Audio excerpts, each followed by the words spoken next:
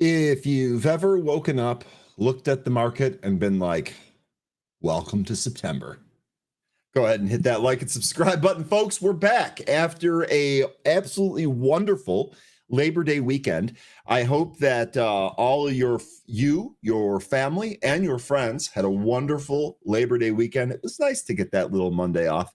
The producer, he already thinks it's Monday. He has no idea what day it is. But we're back here and we're getting ready to open the week. We're going to have a great week. The NFL is back. September is here, and we're starting under pressure. Will we get a discount on some of these asset prices? That is, of course, the question. Benzinga's pre-market playbook, the Tuesday post-Labor Day edition for September 2nd, begins right now.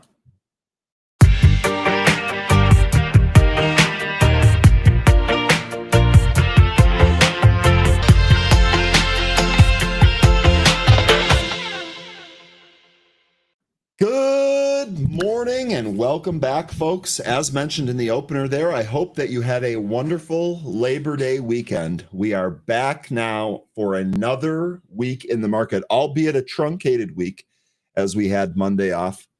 But we're going to make some sense of everything that's going on. It is a new month. September has rolled around and the arrows are pointing down, red across the board. Lots of stuff going on. We're going to break it all down here for you today. And then we're going to try and make some money as we await Thursday, or at least I await Thursday. Starting off with the welcomes here. Judge is first. Richard Judge. Just really good stuff, Judge. I think this is your first time being first. Judge is in our fantasy league. We're going to have some fun. Good morning, Judge. Hopefully you had a great weekend. Brent, good morning. 3 trades, 3 wins, and I'm done for the day. Okay, Brent. Well, that's how you do a synthetic Monday, frankly. Get a couple of trades in the pre-market. Be done for the day. Go off and enjoy your day. Francis, good morning. Welcome back. Reaching Financial Freedom. Good morning. Buffalo by Bicycle. Good morning. Corey, good morning. Cad Monkey, Candace, and Bear Hug. Good morning. Excuse me. Bear Hug says Guten Morgen. We are a multilingual show around these parts here, so we'll go with Guten Morgen. Big Bear Hug. Sun-Kissed Yogi, good morning. Welcome back. Hopefully you all had a great Labor Day as well. Big Dave, locked in and ready to go. You love to see it. Sassy Butterfly Chick, good morning, Benzinga family. Hoping everyone had a long, safe weekend of football. Way to go, South Carolina Gamecocks. So I actually did watch that South Carolina game. Honestly, their quarterback looks like something else. Probably the best quarterback performance of the weekend, Sassy Butterfly Chick, but it won't get a whole lot of mentions. But thank God football is back. I got a new TV, was watching football pretty much all weekend, and that was just the lead up to Thursday and this weekend. Things are going to get better from here. And I am here for it. Big Bees, good morning. Welcome back. It's good to see you. Mama Bear says, good morning, refreshed. Good. I hope that you all are refreshed. Looks like we're going to need it. Welcome back, Mama Bear. Azrar, good morning. Good morning, Azrar. Welcome back. 3D, locked in. Good morning. I always like the Benzinga with Ryan, 13 in the Fab Guest. Folks, if you could do me a huge favor and be more like 3D and go ahead and hit that like and subscribe button and then say nice things to us, that would be fantastic. Good morning, 3D. Welcome back. I hope that you had a wonderful extended weekend as well. Billy, good morning. Welcome back. Zach, good morning. Neville, good morning. Producer, as I said, producer, it's Tuesday, but welcome back. Graf, good morning. Lion's locked in and ready to go.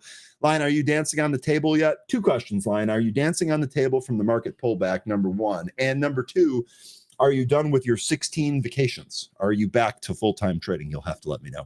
Jane, good morning. It's good to see you again. As always, Durkus, good morning. Jay Grant, good morning. Wiss is locked in. Let's go. Sean's back. Good morning, Sean.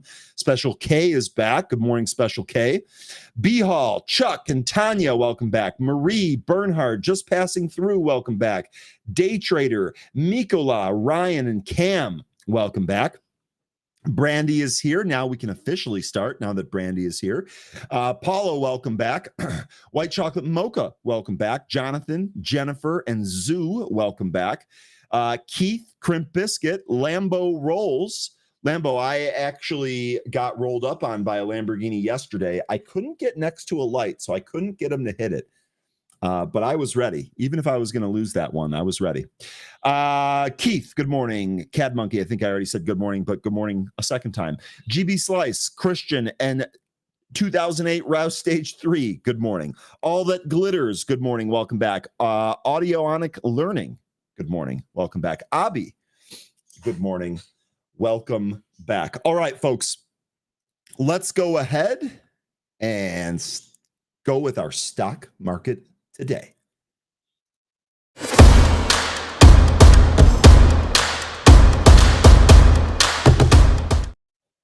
All right, September is here, and look out. September starts under pressure as the entire market is got some down arrows here today, or some red arrows here today.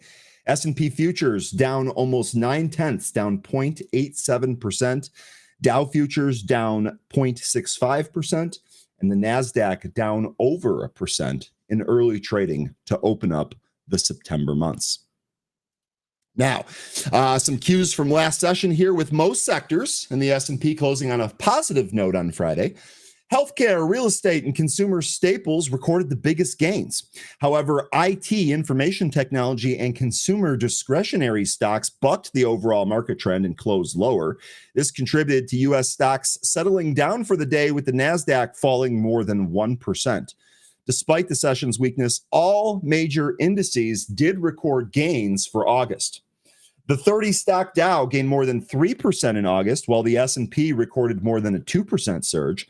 The tech-heavy Nasdaq also gained, but it was the lowest at approximately 1.6%. On the economic front, the Personal Consumption Expenditures Price Index, or PCE, the Fed Board's measure of inflation, increased 2.6% from a year earlier in July, right in line with Wall Street's expectations.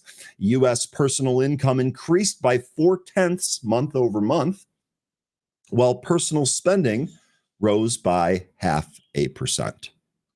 Now, what's going on here? President Trump warned on Monday that a record $15 trillion in planned investment in the U.S. would be, quote, immediately canceled, end quote, if courts are permitted to strike down his tariff policies.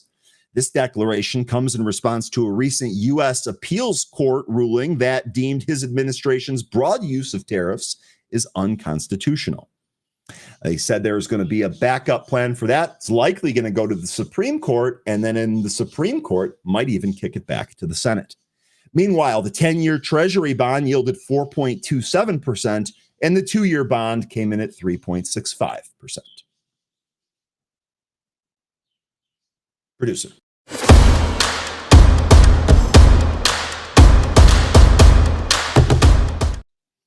Okay, there we go. That is your morning news segment. Let's go back to the charts here and take a look at where we fall before we dive into the rest of the news there. The big thing here, the big key level that we have been talking about for what feels like a couple of weeks, is now being broken here in the pre-market.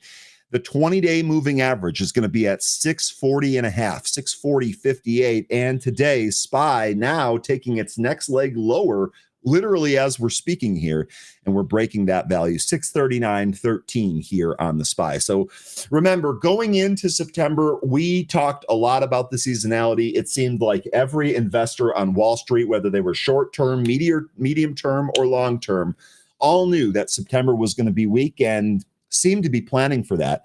And that's at least what we're getting here. So no surprises yet. Really, the question is going to be, is the sell-off buyable today?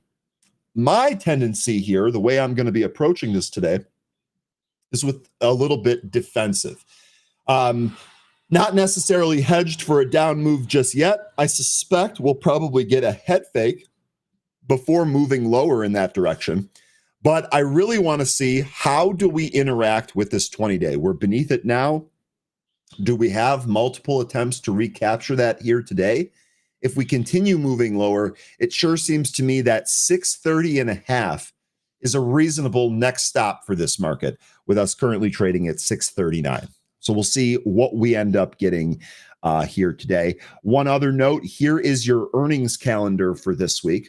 So again, Monday we were closed there. Today we had Neo and Signet Jewelers reporting earnings this morning. Neo here is actually, it's up a little bit, up about a dime here. It actually did move lower before finding support at 5 and then bouncing. And then Signet Jewelers here, the parent company of K Jewelers, they're actually trading higher by about 3 points this morning. Now, we do have Zscaler tonight. We'll see if that does anything. I think the big report here is probably going to be that Salesforce report yesterday, but I also want to draw your attention to the Figma report. Remember, Figma was a pretty hot IPO that we all took a look at, and we're finally going to get their first earnings report here on Wednesday. It's also worth mentioning that GitLab and Asana report on Wednesday. And then not to be outdone, I still think Wednesday is going to be the biggest day, but not to be outdone, we actually have some pretty important reports on Thursday. We're going to get AVGO or Broadcom in the afternoon on Thursday, as well as Lululemon, Samsara, and DocuSign. So there's going to be some stuff for us to take a look at earnings-wise. I'm definitely curious from the group if anyone's going to trade any of these earnings. I guess most particularly Lulu. Is anyone trading Lulu for earnings? If so, what direction? How are you gonna trade that here? Curious to see what Lulu does in terms of its numbers. Okay, let's get back into the SPY. I want to talk about some analyst insights. This is something that we've been tracking for a while, and I just want to follow some of this. Ryan Dietrich, chief market strategist at Carson Group LLC, warned on Monday that August's strong performance could spell trouble for September markets. According to Carson investment research data spanning 1950 to 2025, when August posts gains exceeding 1%, with 5 or more all-time highs, September has delivered negative returns 100% of the time. Quote, could a really good August mean trouble in September, end quote. When the S&P 500 in August is up greater than 1% with at least 5 all-time highs, like what we had in 2025, the following month of September has never been higher. Now, that's great. If this holds true, if this stat holds true, then this should be fairly easy for our trade plan in September. Maybe play a little defense. Maybe if you have a long portfolio, hedge it with some downside instruments, whether it be levered ETFs or one-to-one ETFs to the downside, maybe some puts. Again, I would really like to hear from the group how you're positioning and trading into September. How are you dealing with the potential market pullback here? I'm going to go ahead and give you this news story here because there's a couple of good tweet threads that have some good informative graphics and charts that I encourage you to look at on your own. It gets better though, folks. I know we just talked about Dietrich and he's excited about Ohio State's victory over Texas this weekend.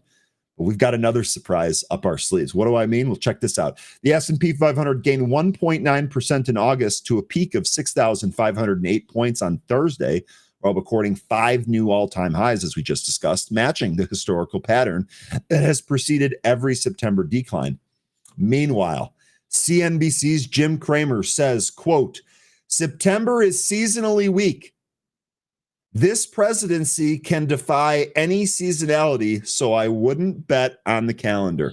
All right, folks, what does that mean? Well, Jim Cramer knows that September is seasonally weak, but because of Trump, he wouldn't bet on it. Something might happen. It sounds to me like he's calling for maybe a higher September.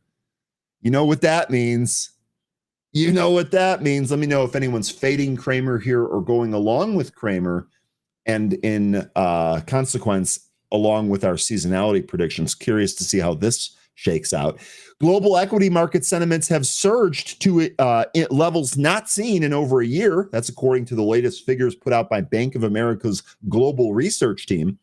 On Monday, in a post on X, the Kobisi letter shared Bank of America's global equity risk love indicator, which considers several metrics to quantify how much investors love or fear global equity markets at a given time. The post notes that this indicator has jumped to 1.4, the highest in 13 months, marking a sharp turnaround from just 4 months ago when the metric hovered around -1. This essentially indicates an elevated risk appetite amongst investors across global equity markets.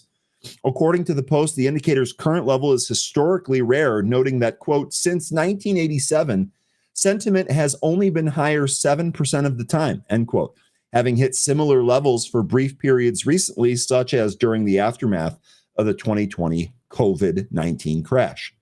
Quote, market sentiment is through the roof, end quote, the post concludes, while also highlighting periods of consolidation and heightened activity that often follows such euphoric highs. Again, the tweet and the thread by the Kobisi letter in here for you. So I just want to know, how are you folks trading? Let's keep running through the news. We do have, it is a T3 Tuesday here, so we do have a T3 guest coming up in a little bit, but I want to get through some of this news. We're going to dive into that a little bit more here. As mentioned, Ryan Dietrich, the chief market strategist at the Carson Group, warned on Monday that August's strong performance could spell trouble for September markets. We covered the quote already. Could a really good August mean trouble in September when the S&P 500 is up more than 1% and we got the 5 new all-time highs that we got? That means 100% of the time September is down. The S&P 500 gained 1.9% in August, which peaked at an all-time high. September's statistics paint a grim picture here. So historical data shows concerning metrics. When August meets the criteria we discussed, the average median September return is minus 2.3%. The median September return is, I think I said average median. The average September return is minus 2.3%. The median September return is minus 1.9%, and the success rate is 0. So it looks to me like we're setting up here, or the data, I should say, is setting up for 100% down move here in September. And looking across the board here early, it sure looks like stocks are following that. Apple, Tesla, Netflix, Costco, Amazon, you name it, they're all down. We'll see if we catch a bounce here or if we continue to move lower. I know Ondas here also moving lower in the pre-market. So small caps not even hiding in this environment. This pattern is held through 8 previous instances from the time period of 1961 to 2021, so a good 60-year sample size there, including notable declines like September 2008's 8.9% drop. Let's see, I don't think we're going to have that type of drop here today, but we've seen crazier things before. And 2021's 4.8% fall. September has historically been Wall Street's worst month. Bank of America data shows that the S&P 500 has declined 56% of September months since 1928. So averaging a 1.17% loss. So increasing the sample size, removing some of the qualifiers, looking back just about 100 years, the average move down in September is 1.17%. September, quote, September is reliably bad for the U.S. broader stock market. That comes from Paul Ciana, technical strategist at Bank of America. The warning comes as markets navigate potential Federal Reserve rate cuts, with the CME Fed Watch tool showing an 89.7% odds for the 25 basis cut later this month. Previous August hot streaks that led to September sell-offs include 1987. There was a 3.5% August, followed by a minus 2.4% September. And then 2020, which was a 7% August, followed by a minus 3.9% September. That market, of course, bottomed in October. And then again in 2014, it was plus 3.8% in August and then minus 1.6% in September. So not good there. Stats telling us that the down move here is likely. I like to think that we have done a really good job kind of preparing you for that in the weeks leading up to it, as opposed to just doing it here today. The data doesn't lie. September has been historically the weakest month of the year. The S&P, or the SPY here, has average losses of 0.98%. That's over the past 20 years, so more recently than the 100-year sample size we just spoke about. 0.96% over the past 30 years and 1.04% over the past 40 years. So it does look like the amount of the decline has been getting lower the more recently it is. But nonetheless, all arrows still point in the same direction here. Quote, using the "you're only as good as your last bet" analogy, the S&P 500 has a tough recent track record in September. That comes from Adam Turnquist, analyst at LPL Financial. Paul Ciana, the technical strategist at Bank of America, crunched the seasonal data and reached the same conclusion as we've just discussed here. September, reliably bad. After hitting new all-time highs in August, the S&P 500 fell 61% of September cases, averaging a 0.81% loss. Now, what sectors typically struggle in September, you might ask? September doesn't treat all sectors equally. According to Bank of America, the real estate sector tends to take the biggest hit. And looking across here, Rocket also getting pounded, even with the Fed watch tool and the thought that we're going to get interest rate cuts here this month. Rocket here, not responding early. You should probably take a look at some of those home builders too. I'll pull up Toll Brothers right now. Toll Brothers also moving lower here in the pre-market. Same with DR Horton as well. Even traditionally resilient sectors like technology, financials, and discretionary tend to underperform, with discretionary in particular flipping from strength to weakness mid-month. Magnificent Seven, and in fact, just in case anyone wants to track this, I know we talk about the Mag 7 quite a bit here. Let me go ahead and throw that in the chat. Mag 7 here, average return for NVIDIA, positive 0.87%, so almost a positive 0.9. Microsoft, the opposite, almost a average of minus 1% in September. For those of you thinking about adding some of these bigger AI-related tech plays for a longer-term investment, September, this month, or maybe even early October might be your best bet for that. Apple traditionally has lost nearly 0.2. Amazon traditionally has done pretty well during this time, positive by 2.12%. Amazon starting off here in the red, however. Meta up by nearly 1%, Alphabet up by nearly 1%, and Tesla up about 0.25%. Now, some S&P laggards to watch. So if you're thinking, hey, maybe a return to fundamentals makes some sense here, let's maybe add some of the laggards as opposed to chasing some of the performance. We've got some stocks for you here again as well. That is also in the link that I put in there.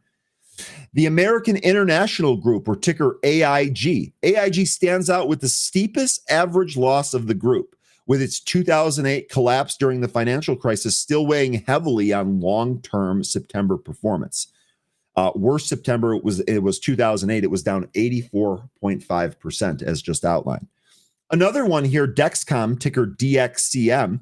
Dexcom closed the month in negative territory in 10 of the past 11 years, making it one of the most consistently weak performers. Again, that's ticker DXCM.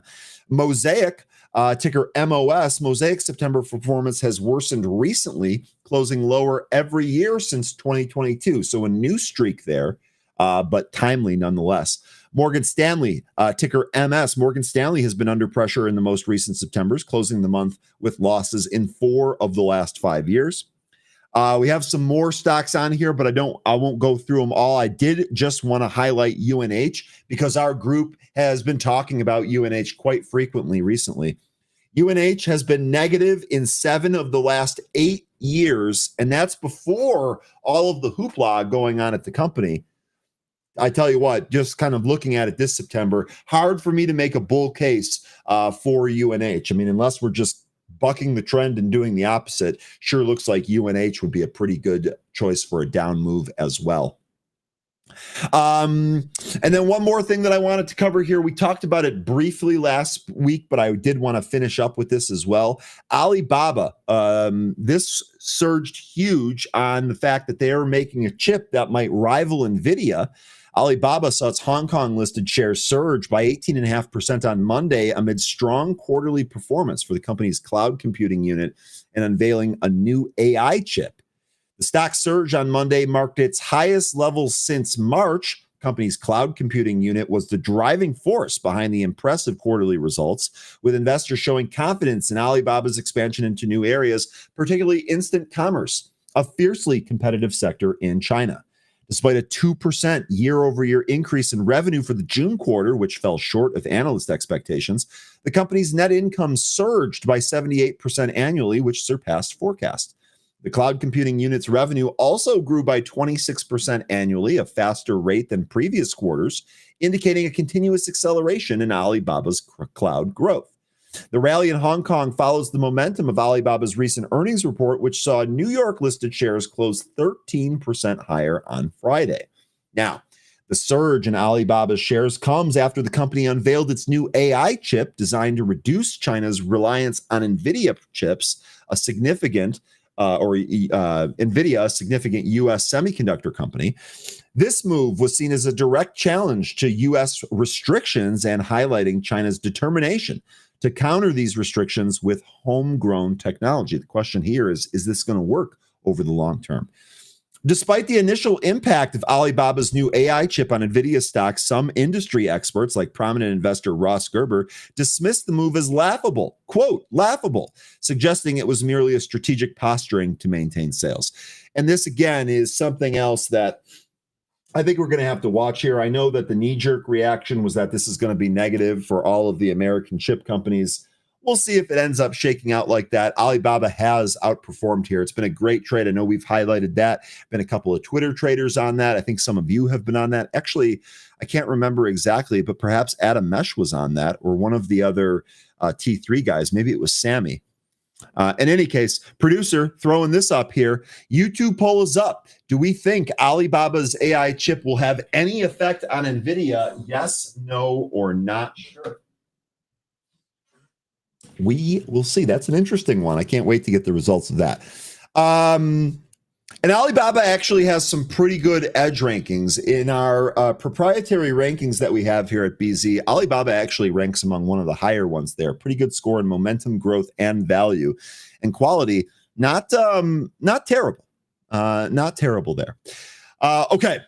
We've got a couple more minutes here before Adam. Let me actually blow my nose real quick.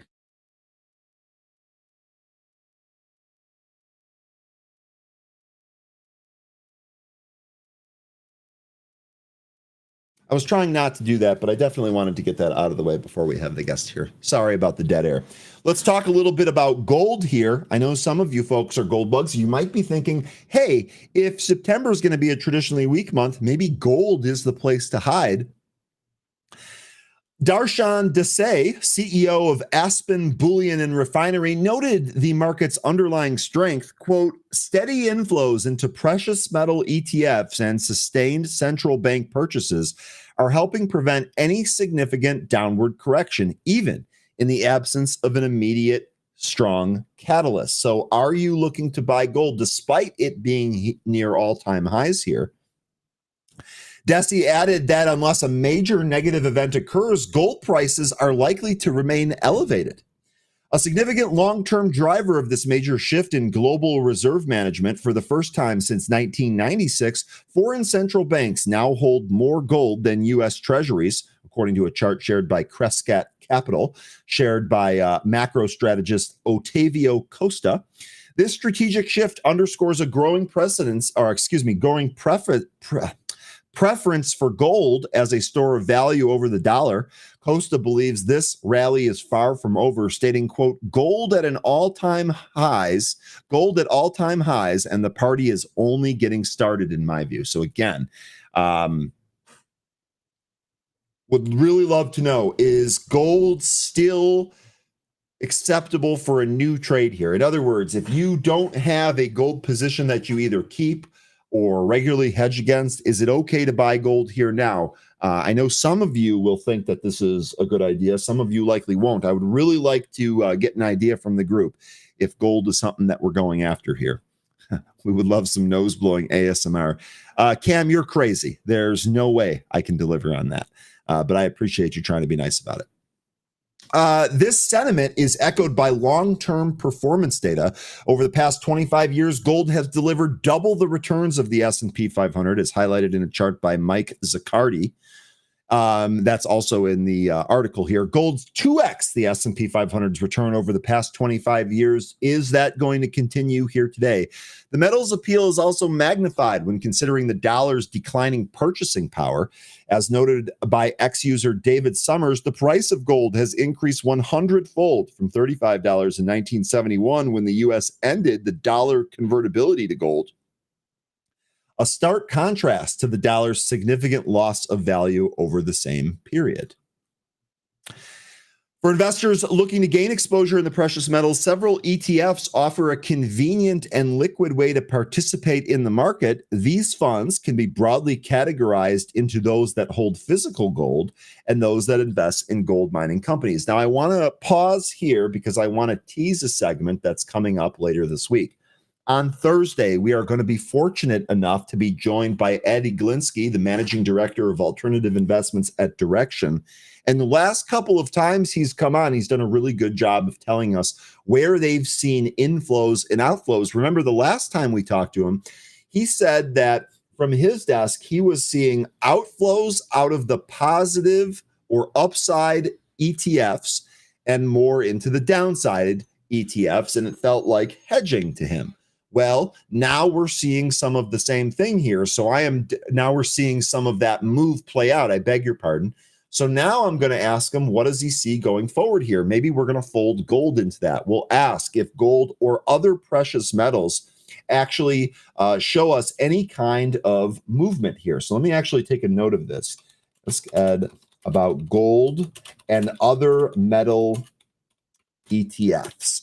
If there's a specific ETF that you would like me to ask Ed about, please let me know. If I don't catch it here, you can mention it again on Thursday morning, and I'll be sure to get that in. Again, that interview is going to take place 8:30 on Thursday. Okay, now, physical gold ETFs, these funds aim to track the spot price of gold. Here's a list of them. Again, let me throw this in here. I actually am not sure I gave this article out. Let me go ahead and do that. A lot of these we've talked about before. Some of these might be new. FGDL, that's going to be Franklin's Responsibility Source Gold. Goldman Sachs's physical gold is AAAU. Granite Shares Gold Trust is BAR. VanEck Gold is OUNZ. Spider is GLD. That's the one that we look at most often. That's the one where we kind of track the price, if you will. iShares Gold Trust, IAU. Spider's Gold Miners, that's GLDM. That's what I don't think that we look at enough, frankly. I know a lot of you folks talk about the miners quite often. We probably should take a look at that ETF a little bit more. IAUM, that's the iShares Gold Trust Micro, and the Precious Metals Fund, ticker DBP. All of these have 1 year performance of over 30%. So all of these have been pretty good. These funds invest in stocks of companies involved in gold mining and exploration, offering levered exposure to the price of gold. Leading funds in this category include the VanEck Gold Miners, that's GDX. That's another one that we look at pretty frequently here. And also the Junior Gold Miners, GDXJ. Gold spot price rose about 0.5% and hovered around 3,493 per ounce as of this publication. Its last record high stood at 3,508, so we're pretty much right there at all-time highs. Price of this precious metal has surged 22.2% over the last 6 months and a whopping 39.89% over the last year. Okay, sorry for blowing you away with so much of the news there. We're only about a half hour in. We'll see if Adam makes it here. I know following a holiday, it's always a little bit shaky, but we'll see if we're able to do that. In the meantime, let me follow some of your comments here. I'm going to go back a little bit. Let me just make sure I'm not missing anything here. Regarding Baba here, Cam says Baba's just competing. Nothing wrong with that, but they do have the talent to talent to truly compete is the question. So, you know what, Cam, I'll take the other side of that. I'm actually not sure it's necessarily a talent question, like you outlined correctly here. Baba should have plenty of talent. And with that being one of the bigger companies in China, they should have no trouble attracting the required talent. Really, it's going to come down to, can they actually make a quality chip?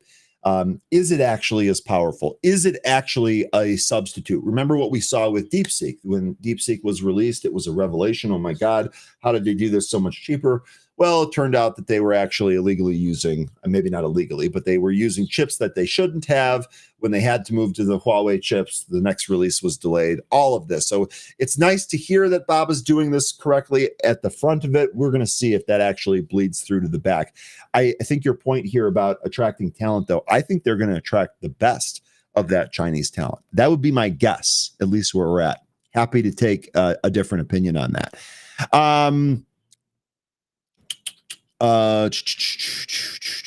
The man from Snowy River says, don't sell yourself out on this dipping behavior when, quote, September is always the weakest month, end quote, is like you telling school children that they're not going to learn anything in September.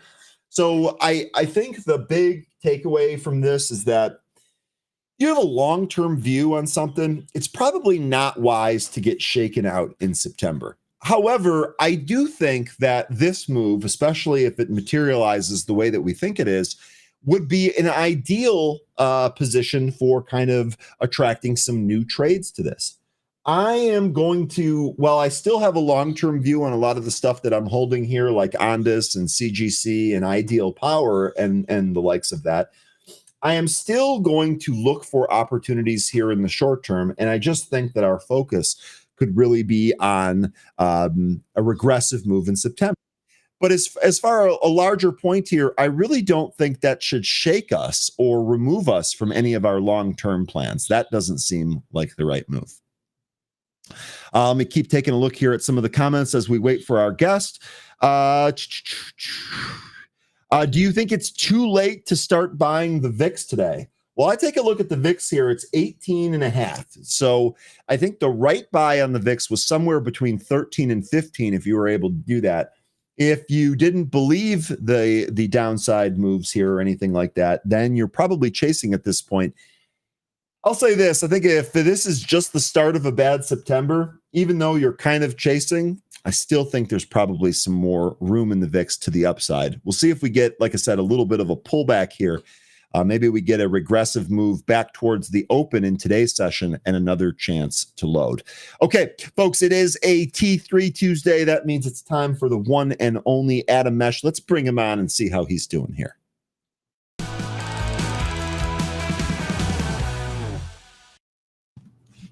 Adam, happy Tuesday. How you doing, boss? I'm great. How are you? I'm doing really good, man. I'll tell you what, the NFL is back. We made it. It's like the biggest thing for me every year is waiting for the sport to be back. I overindulged in college football this weekend, and I had an amazing Labor Day yesterday. I hope you did as well. I did. Thank you. Except for the fact that it signifies the end of summer. But do you do any fantasy football leagues? Oh, I sure did. I had my main draft on Sunday. I had my draft with my workmates last night. I had a draft in my happy hour program on Thursday of last week. I am locked and loaded and ready to go. How about you? Yeah, I'm in 8 leagues. Very, very obsessed. My biggest draft is tonight, so yeah, have a lot of fun. Oh man, that is awesome. Eight's a lot. I can't wait to hear who you get from your draft here tonight. All right, let's dive right into it here. The big thing on everyone's mind, the calendar has flipped over to September now. We have been talking about, in the lead up to September, we have been talking about the seasonal weakness, how it's always bad. September's the worst month. Everyone seems to be expecting it. Soon as we woke up today, first trading day of the month, we're seeing red arrows in the pre-market. What do you think about this, and how are you going about picking new trades? Yeah, I mean, the market's been so good for so long. I think the big event of September is going to be the Fed announcement. The market had that big move up when Powell spoke at Jackson Hole indicating a rate cut. So in that sense, I guess it's kind of like baked into the cake. If they cut rates, that's why we moved up already. If we don't, we could have a downturn.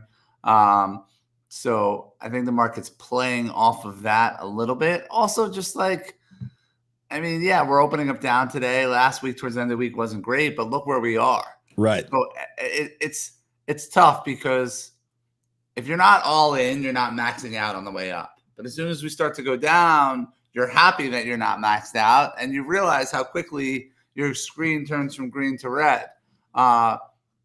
So I already have my strong stocks from the way up, and it's kind of like when we have these downturns, it's how do they perform under duress when the market's down. So one stock that looks really good, we've been trading it really well, but now it's kind of getting a little toppy. Oh, for the short term is Applied Digital, APLD. Stocks had a good run up this year, hit a new high last week on Thursday, 1750, and then kind of just got pulled down with the market. So that's one that I want to see where it settles as it builds its base again, and if it wants to make a move to new high. So that's one of my favorite trades we have on right now. We have it on as an options trade. SoFi has been so strong. It's all about finding the next Palantir, or the next Robinhood. What's the next stock that's going to go from 6 to 100? Yes. Sure. So my candidates are SoFi and apply digital, and then continue to maintain positions in Uber. So, oh, you know what? I got another one I like too that's been fun to trade that just keeps moving around is Wolf. You trade the Wolf, Yeah. We sure do. We talk about this. We also used to trade WOLF as well. Here's your WULF chart. This sure looks like a bull flag trying to break higher here. Yeah, and on Friday, keep an eye on it. On Friday, I like to see how things close. It looks so strong at the close on Friday, but we'll see. It's probably gonna pull down the market. So what I like to look for, I was always very good at trading down days. Because I think it's much easier to identify strong stocks on a weekday. So what I look for is they don't even have to go up. What stops going down? You know, where do buyers come into a stock and just hold the price, and the rest of the market's going lower? And that for me indicates that that's something I want to trade at a different time. Okay, awesome. So there you go, folks. There's one thing to look forward to. Down days, we're going to look for relative strength. It should absolutely be easier to spot on those days.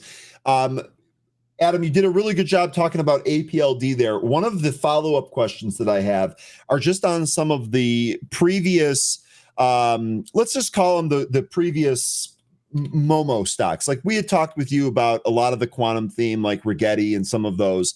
Do you think that these stocks here are more or less likely to have a tradable September? You know, I was just looking at Rigetti right here. It's down 2.4% here in the pre-market. Some of these other stocks are down 5 and 6%. Do you think that there's going to be any opportunity in some of these former Mo names like the quantum or Bitcoin names or AI names?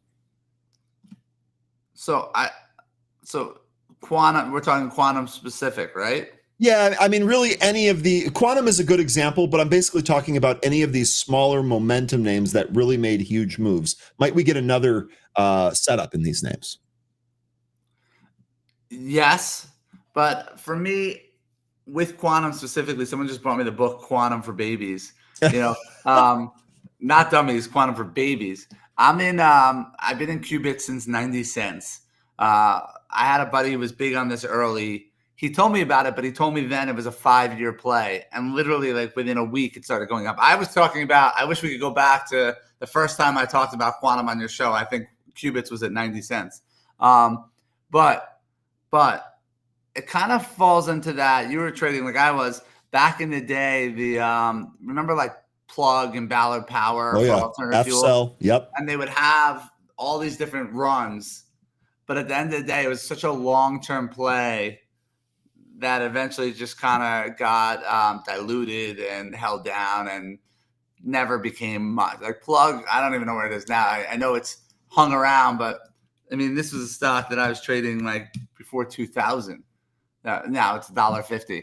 So I worry with the quantum plays that there's such a long time period. It's hard to like have that conviction versus an AI play where it's much more here and now. So then you can have the faster move. So I do start to distinguish between the time frames of these stocks when we're talking about, especially the more speculative ones, like the Momo plays, like you say. So like I'd lean more towards an AI play than a quantum play. And then nuclear we have is here. It's all the rage. Nuclear stocks, you know, but they've gone so much. But yeah, the quantum is the one that I'm just kind of, I have a position and I sold everything but a little bit of my qubits and I'm just holding it because I got in so cheap. I can't lose no matter what. Yeah, I was going to say, look, a 90-cent entry on a stock that's $15. That's such a good entry that you can basically not even care about the September weakness. The only way I can mess it up is to trade it now and lose in it. Like as long as I hold my position, I'm a winner no matter what. Exactly. Okay, so real good stuff there, especially with the quantum as the focus. One of the things that our afternoon group had been discussing is that, hey, you know, these quantum names, as you mentioned, especially with some of their time frames kicked out multiple years, they might be one of the first batch of stocks to get sold in a you know, kind of a momentum down move here in September if we get that. So it'll be interesting to see how those shake out here. You mentioned nuclear. How are you looking at this sector at all? Or are you? I was I talked about, yeah. I mean, if you give me all the clips of the shows we did, I'll pay someone to go through and get all the highlights, because I did a whole thing on nuclear here, and yeah, it was just too much too soon though. Like we talked about it, and like they all exploded, so it's hard to chase once they get up like that.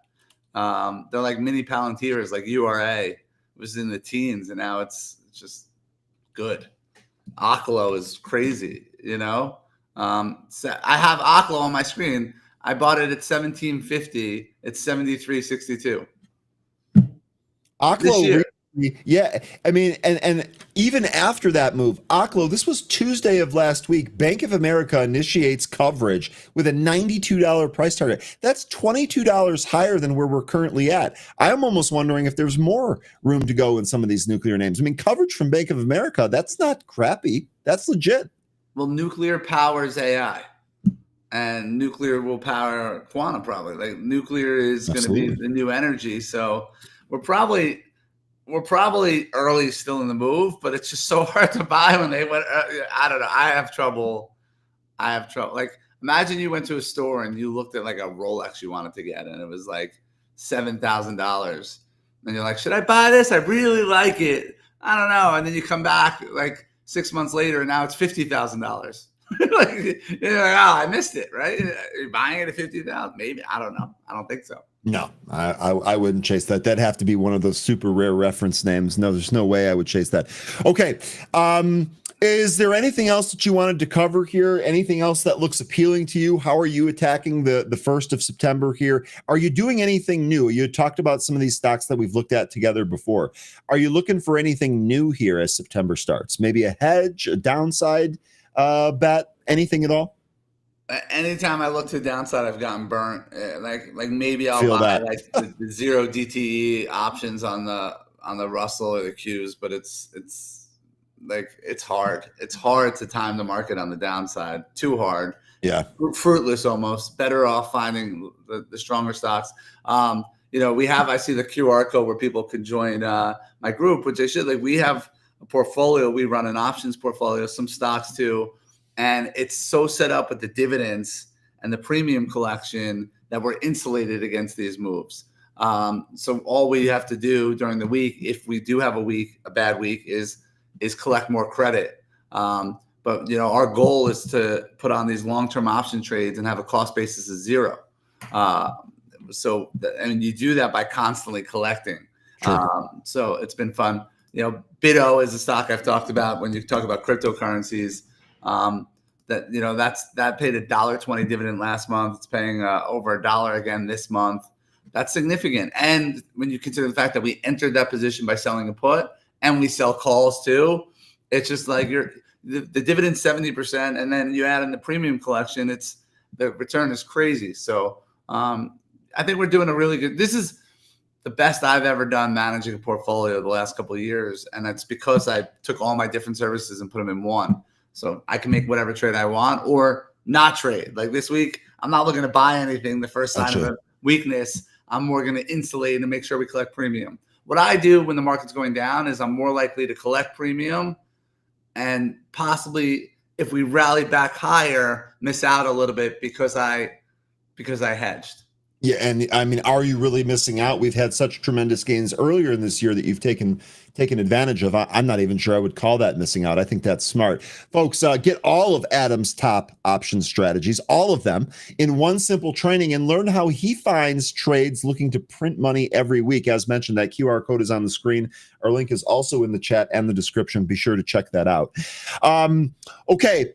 Yeah, I got one more for you. I saw Big Bear Hug in your chat, talked about IFRX. Okay. I'm going to just say this, and I don't even remember the story. Let me be honest. I'll tell a story about IFRX because he just talked about it. The same guy. I have a guy who's like an avid researcher. He worked for Stevie Cohen at SAC Capital and Point72 as an analyst back in the day. So he does next level research. He's the one who gave me the quantum plays. He comes over every once in a while. We sit here for a couple hours and we do a deep dive into all different stocks. And IFRX, they have like one shot at the reason why it's been running. is they have one shot at a jug approval that we're going to find out about in October or November. But the comps on the related company, if successful, would have this a lot higher. And he said this is more of a November play, and this is what this guy does. He's like, this is a November play, and then it just went last week from $1.20 to $1.50 the next day, and now it's trading at $1.80. So he's always early. He always tells me, like, Quantum, he told me 5 years, it was a month. This, he told me 3 months, it was 2 days. But I bought a little IFRX. I don't really even remember the story. I thought I would ask him again as it got to October, November, but it looked really strong at the close Friday, trading up today. I don't have any other information on that. It could be a zero, but that is one of the names I just heard, and I saw someone talking about it. I'm like, I bought that too on last week, and so interesting. So we have a binary event on upcoming data on this name. That should make this pretty much okay. So this is either probably going to be a feast or famine here. I'll be honest with it, at $1.72, you could probably take a flyer at this without getting too overweight in that. That doesn't sound all that bad. Let me see if there's anything on the FBA. You have to be careful with how much you buy. I'll tell you, I lost more money in a $1.80 stock than any other stock in my life. That's my fun story for people. Okay. Because I bought too many. Well, I'll tell you what, that's pretty good information there. Let's see if we can get anything on this. Yeah, I don't have anything in the future here for this. Okay, interesting. Good stuff, though. Good insight into that. Ticker is IFRX. That's India Frank Romeo X-ray. Really good insight into that. I'm going to keep this on watch now that we talked about that. You know, looking at the chart here, nice little break above the 200-day. We'll see if we can hold that and have that move higher. I wanted to ask you one more thing here on Bitcoin. We're seeing Bitcoin weaken into the open here. Do you think that Bitcoin is still going to be a gauge of risk on versus risk off if September kind of gets turned upside down? I have a lot of trouble with Bitcoin in terms of like any kind of conviction, because it's still not like something that I would trade that is used in everyday use, right? It's not money, it's not a currency. So I still have trouble with the valuation. I know it's here. I don't think Bitcoin's going anywhere significant downward under the Trump administration because they're so pro Bitcoin. So the reason I like BITO is because I get that dividend, and all I need is Bitcoin to stay in business for the next 3 years, and I'll get that dividend every month, which is great at 70% dividend. So I'm okay with Bitcoin going anywhere between 70,000 and 150,000, and I'm going to win. But I don't want to go to Coinbase, which charges exorbitant fees anyhow. Yeah, it's crazy. The commissions are crazy, and put like I don't know, buy a Bitcoin for 150,000. And then if it goes up 30%, I make 30 grand. I'd rather just collect the dividends in BITO. So I'd rather it play for the range. You know what I mean? Yeah, absolutely. I like being able to play for a range bound rather than trying to predict where it's going to go. I don't think I have any edge trying to predict the short term volatility of Bitcoin. None. Okay. I don't want to. And in the meantime, we'll have to see if it continues to trade up and show that investors think it's a risk on for the market. We'll see if that holds here into September. Early signs are that it's kind of the opposite here. It looks like Bitcoin's getting sold. We'll see if that bottoms out here. The other two, what's Atlas? I see a couple of people in chat mentioning. Yeah, we have a chat member here named Lion Atlas, and he's very, very opinionated. Been around for a long time. That's a good thing, by the way, just to be clear here. I'm not disparaging the gentleman. Very, very opinionated on things. So I think that's what they're talking. They abbreviate and call it Lion Atlas. Lion Atlas. They abbreviate that as Atlas only. I beg your pardon. Got it. Okay, I was making sure it wasn't a stock I was missing. No, not a stock that you were missing. We generally cover those all the time. Okay, Adam, really good stuff here. Again, get all of Adam's top option strategies in one simple training and learn how he finds trades looking to print money every week. We've got the QR code there at the top. Adam, I'm just going to leave you with this. Any predictions for the NFL season? Any predictions for the NFL season? I think the Giants will be better than expected. I think they have a good coach. They're going to have a great defense. We got Russell Wilson. He was just at the U.S. Open. He's so cool with Sierra. I mean, I think you might be onto something. I think the Giants surprised this year. I think that entire division is kind of in flux, and I think your Giants surprise. I think the big fantasy question will be for the Jags. If Liam Cohen, who came over from Tampa, can transform the Jacksonville offense like he did Tampa Bay, then they got Brian Robinson, Travis Hunter, Trevor Lawrence. That'll be interesting. It should be. It should be an interesting season. It kicks off on Thursday. Adam, thanks so much for joining us here today. It's awesome as always. We look forward to catching up with you next time. All right, buddy? Appreciate you. You have a great audience. Thank you. Thank you. Bye. You got it. That is Adam Mesh from T3. Folks, before we change the QR code here, be sure to scan that to get all of his top option trading strategies. Adam has been hot as fire on our show. Trades a lot of the same stocks that we do, and he has been an ace options trader for some time. So be sure to check that out. Really good stuff from him. Okay, we await 13 here. In the meantime, that means we're going to go ahead and take a look at some other stocks before we hit those movers. I know we just kind of finished up here on Bitcoin. We were looking at this coin chart.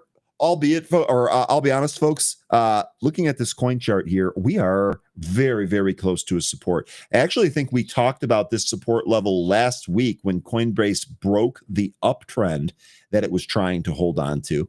Now it actually looks like we're at support. We shall see if Coinbase ends up breaking that support with kind of this move down. A quick look at MicroStrategy here. Guess what? Someone asked about this last week. This too also looking like it might break a support here. 332. Yeah, we got some support down here about 328. If this cracks, lower we go. Next spot, probably close to 241. One of the things that we were looking at recently on MicroStrategy was, can this stock recapture its 200-day? Boy, it tried twice, and no bueno both times on that. So we'll see if MicroStrategy now stays under the 200-day and starts to make a move back down towards the lows. All right. It's time for 13. Let's check and see how he's doing. 13, how are you? How was your Labor Day weekend? Oh, it was relaxing. That's what we needed. We needed a nice several days off, didn't we? I thought so. But, I'm biased here because I really like golfing and doing outdoor activities, and that's exactly what I did this weekend. Oh, I'm just getting ready for Thursday. Tell me about it, buddy. We made it. We are so back. Here. 13, I replaced my broken TV over the weekend. I proceeded to watch a 4K game on the new screen, and I was blown away. I mean, absolutely blown away. I am ready to go for NFL season. I said to the producer before we went on air here today, I said, just get me to Thursday. Just get me to Thursday. We got all of our teams drafted. We're ready to go. And I can't wait. I can't wait, 13. But now, before we get there, we got to deal with September. And welcome to September, because it's red arrows as soon as I woke up here today. What are your thoughts on this before we dive into these movers?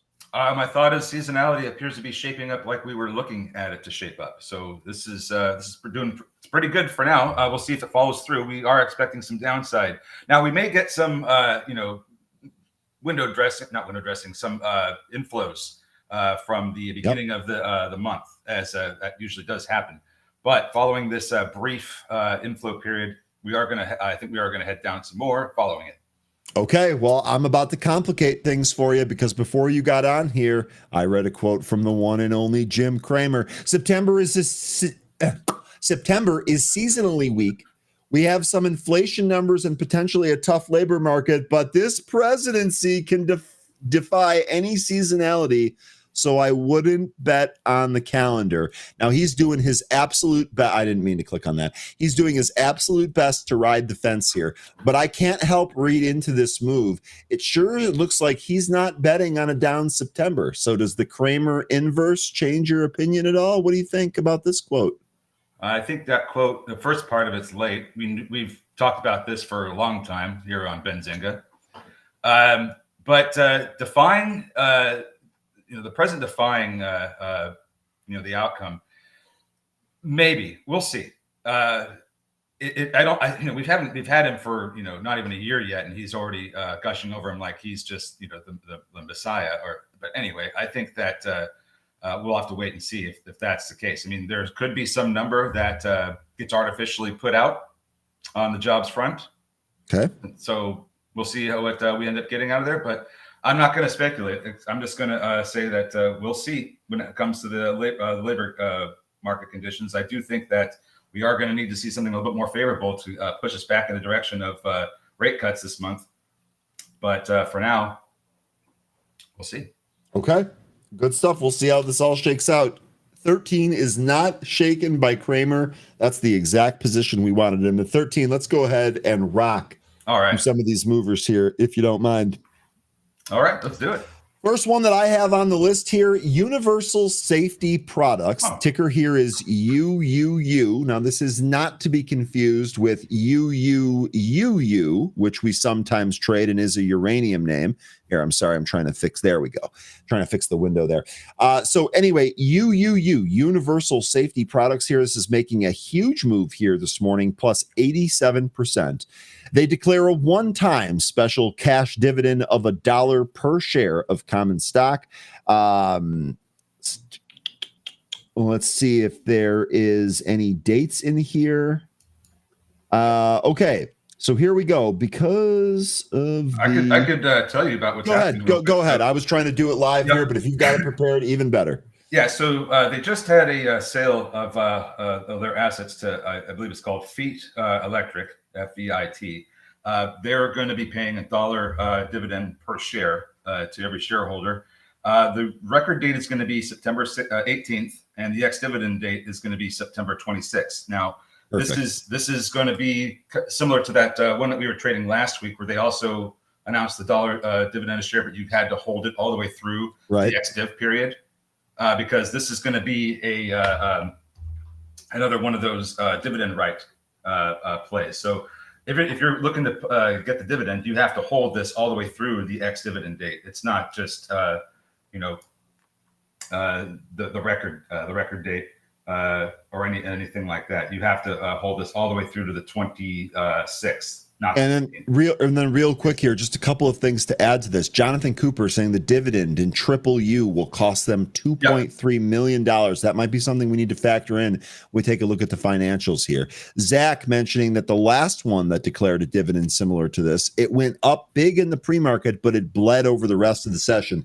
Zach, this is exactly the type of pattern and stuff that we want to see here.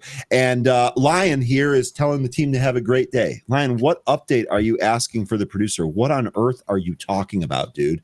What are you talking about? You have been going off all morning. Nobody has any clue what you're saying. Anyway. So getting back to Triple U here, a quick look around the horn on this one. 0.3% of the float shorted with 1 day to cover. This comes on an average volume of 45,000 shares, literally 45,000 shares.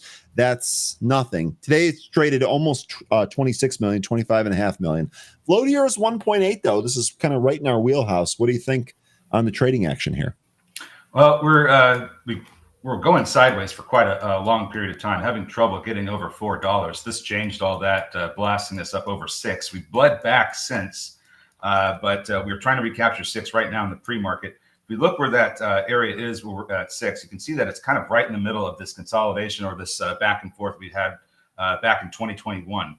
A good portion of 2021 is where this was kind of the midway point between the up and down that we had all through that year. Now, we do have some support areas underneath $6 that I would be keeping an eye on. That's going to be around 535 and 520. And if we can hold 6 and push higher, the upside I see with that is going to be 650. And then looks like we get a lot more resistance once we get into the 7 handle. So I would say 650 and then I guess 750 after that. With also $7 being the psychological level. Yeah, I think your 650 level here is being defined very, very clearly just alone here in the pre-market. It does look like we had a high print here of 679. So maybe that will provide some more resistance there. But okay, good breakdown here on this. And actually pretty good volume here on UUUU. Jonathan here says, I think it's a liquidity exit opportunity. So if that's the case, we should see this kind of weaken and maybe roll over the rest of the session here. Okay, good stuff there. Next is going to be HWH International. This popped on Friday in the after hours, but took another leg up here in the pre-market. I don't have any news on HWH International. Nothing fresh here going on. Looks like the last thing we had here was a Form 10 from August 14th. So we'll see if you uncovered anything. 8.89% of the float shorted with 1 day to cover. This comes on an average volume of 1.2 million shares. Today we've traded 46.7 million shares. Float on this is 1.4 mil. You got anything on HWH? Yeah, I think what you were pointing out with the volume on Friday is the reason why we have it going on here. It's a relative volume or Momo. If you look at the what happened last week, it looked like we were really getting this juiced up here. So I think this would be more of an RVOL or a Momo play. The company does have cash for a quarter or two, though. You know, when it comes to these foreign companies that don't really say a whole lot about what they're doing, they tend to suddenly raise capital on you. But so just keep that in your mind, and that there's always a possibility they could do that. I'm not sure that they will, since they have some cash in the bank right now. Currently trading beneath the VWAP, looking for some support at the 65 EMA on the 5-minute. We're kind of getting a little bit of some sideways price action here. So we either might have seen some of the selling stop, or we are just getting ready to make another low print here before we try to turn back up. And we did get some support down around 235, 240. That was, if you look at what happened in the after hours on Friday, that was where the impulse move took us up to. Now and we broke through that this morning in the pre-market. We've since come down and tested that same area that we used from that impulse move as support. So if that holds up, just need to see that recapture of VWAP, and we might have another opportunity for this to go higher. If that's the case, there's a trend line, and I think you see it. Yep, I sure do. So I'm going to do the trend line here. We'll see if we end up getting it. Does it start back here? You know what? I'm going to do it. You might not have, but I'm going to cut this down a little bit. And I'm actually going to extend this one out a little bit. There's our trend line. There's our target. We did hold the impulse move / pre-market low of today. Next step certainly seems to be a move through VWAP. We'll see if we get it. Really good breakdown there on that for not having a whole lot of news. Okay, good stuff there. Good morning, Jay Rice. Again, Lion, I'm literally about to kick you out of the channel here. I have no idea what you're talking about. I'm clearly Ryan. I'm here. You will not answer me. So one more of these and it'll be goodbye to Lion for the rest of the day. If you folks have something to say to him, be sure to do that soon here. Next on the list is going to be SHFS. Glad I didn't butcher that. That's SHF Holdings here. We did win as high as $5. We've backed off this spot and we lost the VWAP. We've had one attempt to recapture the VWAP that was failed. It does look like we're curling off of 365 support area. So we'll see if that provides a tradable spot here. Safe Harbor Financial launches the industry's first fully managed cannabis banking program for financial institutions. So, okay. We spent a lot of last week talking about how we are expecting some news in the cannabis sector here around rescheduling, but also around banking. We talked about the Safe Banking Act. Here now, we have the Safe Harbor Financial launching a cannabis banking program. 13, what do you make of this? And I think the larger question that I have here is, can this be applied to other stocks in the cannabis sector that we're all kind of watching? So this wasn't one that was on the list. I noticed it was starting to move up, and I was going to make this the fourth one I looked at today, but didn't have enough time to take a look at this. But that seems like this is the kind of one you want to pay attention to. Fully managed cannabis banking program on the heels of potential legislation coming with the Safer Banking Act and potentially a rescheduling of cannabis. This is going to get a lot of attention. I just don't know, enough about it to be able to tell you, oh, this is a great company. They're doing this, they're doing that. I don't know anything about this company. So unfortunately, I can't give you a well-informed opinion on it. But I think that this is something we're going to definitely want to look further into, and maybe even potentially play on upcoming cannabis news. Real quick here, 13. I'm basically just scanning this here. A fintech leader in providing financial services and credit facilities to the regulated cannabis industry announced the official launch of its fully managed cannabis banking program, the industry's first and only solution to offering complete and operational compliance outsourcing for financial institutions. The announcement comes ahead of CEO Terry Mendez's participation in the PBC conference of 2025, where he will join industry leaders to discuss the future of cannabis banking, reinforcing the company's commitment to delivering compliant, scalable financial infrastructure at a national level. So my question here is, it looks like this company is popping on news that they are going to have some solution for cannabis companies to safely bank. But you and I have been discussing, and frankly, the entire group have been discussing a possible Safe Banking Act. My initial thought here is that might make this unnecessary. Yeah. That's kind of the thought I had too as you were going on somewhere. I was like, well, the Safer Banking Act kind of eliminates the need for something like this. Yeah.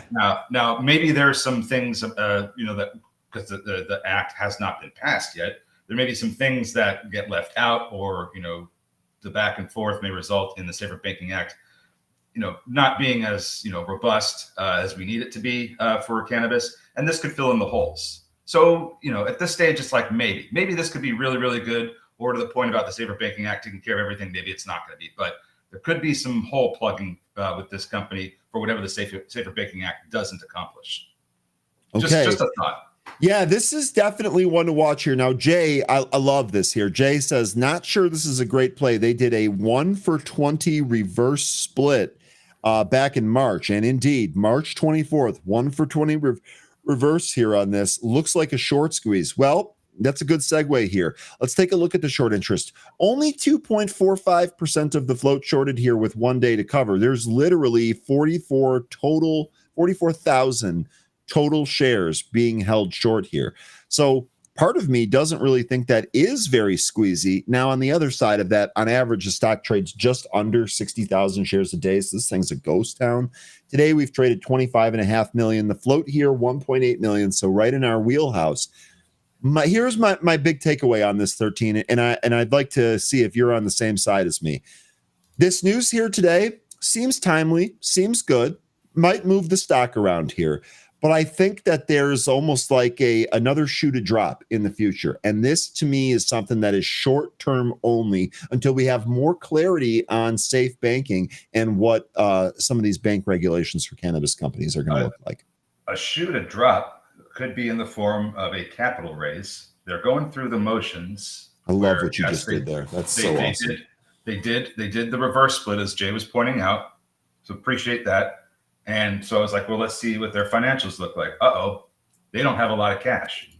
They're not profitable. So now I'm thinking, okay, well, this might need to raise some capital. And, depending on how that goes, it's going to likely either pull the stock down to where it started at, or maybe even lower. It just depends on and how they do that, that offering. So that's a really good point. I think that we're going to have to just be careful with this. It looks like, interestingly, that in the pre-market here, we ran all the way up to, hold on a second. We ran all the way up to over about $5 exactly, but we were getting support at, looks like 420, which is interesting for a cannabis company. Yes, it is. So that's what we were kind of getting in the pre-market. I mean, there was some lower prints underneath that, went down to 4, came back up, but it looks like 420. You could draw a line to there and see that majority of the trading was holding up above there. Then when we lost that level, now it's resistance. So 420 is current resistance. We moved through that. We moved through 420. It will get higher. I am definitely going to get higher as we move through 420 here today, 13, yeah. But that's a ways off. So let's just keep it focused here on the stocks. The one thing I will say here is that this does look like this is curling. So maybe a move through VWAP actually sets up a trade opportunity here. But look, just to kind of recap what's going on here. a little bit of maybe a kind of a unique solution that might not be important. Company doesn't make money here. I love the way Bicycle summed this up. Nothing shows a vibrant company like a reverse split. Oh yeah. That is something that we have learned on this program without a doubt. So really good stuff there. Good morning, Yassine. It's great to see you here. Hey. Yeah. No, I said hey. Oh, you just said hey. Okay. Next here is going to be SSKN. This is Strata Skin Sciences. That doesn't sound great. This thing popped to 450 here. It's backed off. We've got compressing volume. Got to move back through the VWAP here. Strata Skin Sciences IP portfolio holds exclusively in combination therapies with extract, excimer, laser, and JAK inhibitors, systemic and biological drugs, bolstering the expansion into new indication lines, oh my God, and other immune skin conditions here. So it looks like it's providing IP and intellectual property and market exclusivity for a combination of therapies of its extract excimer laser with JAK inhibitors. Positive news here, plus 50%. Quick look around the horn, 1.84% of the float shorted with 2.96 days to cover, but that metric comes on 122,000 shares. Today we've traded 23.5 million. Float here is 2.2 million. What do you think of all of this medical mumbo jumbo? Well, I was reading that PR that you were just looking at there, and I think the more important part was in the later half of that first paragraph. They're talking about their JAK inhibitor, systemic and biologic drugs, autoimmune skin conditions. But this bolsters their new expansion opportunities, and they're looking to get into the expanded CPT codes for all inflammatory and autoimmune skin disease conditions, so that they can be part of the CMS physician fee schedule as early as January 1st, 2026. I think that's the important part, because if they're able to, get their themselves, I don't know if they do this directly, but their physicians and their clients that use their drug reimbursed, then I think that's going to expand the opportunities for adoption of their products. So I think that's the important part, is that they're trying to get included in the expanded CPT codes, and if that is going to, they're aiming for is for the beginning of next year. There's also another part later on in the PR that talks about how they are trying to get into other skin treatments, such as vitiligo, atopic dermatitis, and alopecia as early as January 1st, 2027. So they have a bit of a plan here on trying to get their drugs used more often and get their partners and their that they do business with that use their products reimbursed through healthcare. So I think that's the more important part. Looking at the company itself, 2.2 million shares in the float. It looks like they have a couple of quarters of cash, so it doesn't look like they'll need to do a capital raise soon. But just keep it in the back of your head that they only have a couple of quarters left. But I think that's the most important part, is they're looking to expand or looking to be more included in the expanded CPT codes. And looks like those were 3 codes that they were specifying there, with plans to move, like you mentioned, for more of those skin diseases in the future. That is definitely something to track. Worth note here, last time this stock did a reverse split was back in 2024. It's actually been over a year since this company has done a reverse split. It was a 1-for-10 last. So we'll see here. Okay, good stuff. They don't need to reverse split. Their share structures small enough. No, I'm just saying, because we've actually looked at that with some of the other movers here, but pretty good stuff here. SSKN, we'll see if we get a trade opportunity on that one. All right. Now, the next one here was one that several folks were asking about, so sit tight here. MNKD, this is Mankind. This is a stock that we have traded a number of times on this program. It sure looks like 650 was a resistance here. I understand that we peaked above. It looks like 662 actually stopped it, but that 650 area looks to be pretty important. I don't have a piece of news more recent than August 27th. So on Wednesday of last week, they were presenting at a conference. Now that conference is going to be tomorrow. So that we got a Wells Fargo conference tomorrow. That's after the market closes. The following day, we have one in New York. That one's going to be in the morning. So that's while we're still open here. And then on Tuesday of next week, we have 2 slots at some investment conferences here, one for the Wainwright and one for the Morgan Stanley one. So it looks like we're going to have a lot of conferences that mankind is going to present at coming up here. Perhaps the move higher is just in anticipation of some type of positive news being released or something covered. Say that again. Buy the rumor. Buy the rumor, sell the news. Love it, 13. Love where your head's at. That's what we're getting here today. We're up almost 39% here. A quick look at the short interest on this name. 6.97% of the float shorted with 5.74 days to cover. So that is actually some decent short interest there, especially with the days to cover metric. And I wouldn't be thrown off by that because this stock on average trades 3.2 million shares. Yes, we've traded 6.5 here today, but this is not a ghost town when it's not around. So that days to cover might actually come into play here. The float, though, super thick. And I think of all of the stocks that we're looking at here in terms of the movers, this one is our thickest float at just about 300 million. So 13. With this ticker, MNKD, which we've traded before here on this program, what do you think here for a plan? Well, in the pre-market here, it seems like we're running into a little bit of trouble at 663. We've double topped here. Now, I'm not if we've double topped for now, but if we lose VWAP, then I think that that double top's pretty much firmly in there. But if we can continue to hold above VWAP and come and try this 663 level again, we could be forming a ascending triangle. So that would be something to keep an eye on. But I think that 663 level, keep a line there. That's going to be the potential breakout spot since trying to get through it, tried it twice already, not able to. So really starting to think that that's going to be a breakout spot. But we need to hold above VWAP. Let's see what happens around 615 to 620. That might be where support is.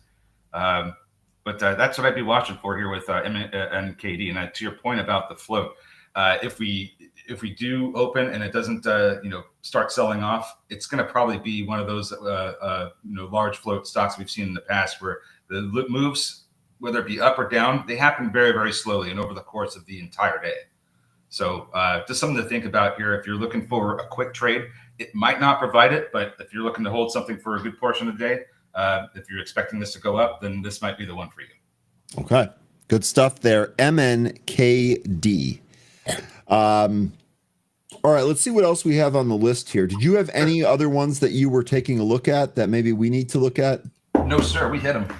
CYTK, this is Cytokinetics. This shares are trading higher after the company highlighted a long-term safety and efficacy study of one of its drugs in multiple clinical trials presented at the ESC Congress 2025. One of the things I'd be looking for here on CYTK, this is not something that I follow, but a curl back up towards 48. This actually might pop and go higher. It is up 28% here today already. So that's something to factor in. But this actually has some decent short interest here. 16.7% of the float shorted with 9.62 days to cover. And that comes on 1.4 million shares of volume. We traded almost 700,000 here today. Floats 91.7. So CYTK, one to watch here for a possible bust above highs and then maybe a little bit of a squeeze. We also had Hoth back. I know this is one of your favorites because we joke about this and Empire is just superior. Hoth Therapeutic shares are trading higher after the company reported its anti-sense therapy demonstrated efficacy against KIT-driven cancers. Now, we've heard efficacy out of this company before. We've seen a whole bunch of pops and drops on this company before. Let me go ahead and shake this one out here. Sorry. Hoth. We've seen a whole bunch of pops and drops here before. We're already seeing a move up towards 160. We're backing off of that spot. A quick look at the short interest on this before I turn it over to 13. 1.94% of the float shorted with 1 day to cover. Comes on an average volume of 1.1 million. Floats 13.2 million. You got any thoughts here on the Hoth system? Oh, let me go over to Hoth. I was trying to do some drawings for CYTK. Hoth, how about that? We went right to one of our levels this morning. Actually, this morning. 155 was a level we had marked off here. We ended up going to 156. So that looks really interesting on my chart here with a slight wick above that. But we do have support down at around the 125 to 130 area where the 65 EMA is. That's been providing support so far this morning. It's on a couple of occasions. And we're trying to recapture VWAP right now. So we'll see if we can get it back above VWAP. That seems to be the next big area that we need to clear. And I think a little bit higher than VWAP, I'd probably peg the big resistance area. So VWAP and 140, because I have VWAP at 138. You might have a little bit different on yours, but I think that's the level we need to get above.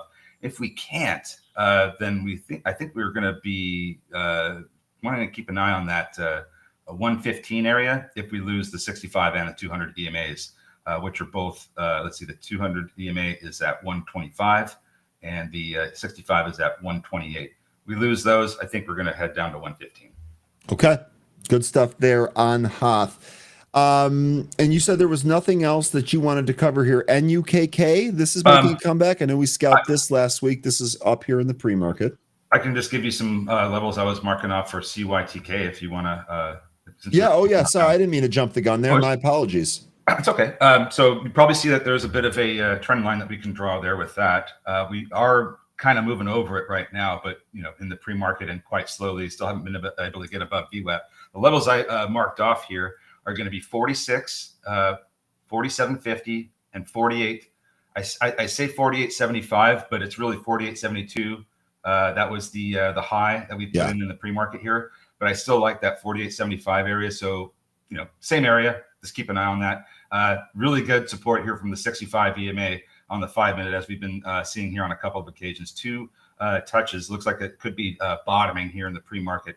So keep an eye on CYTK. This could get going here if we can get a move back over VWAP.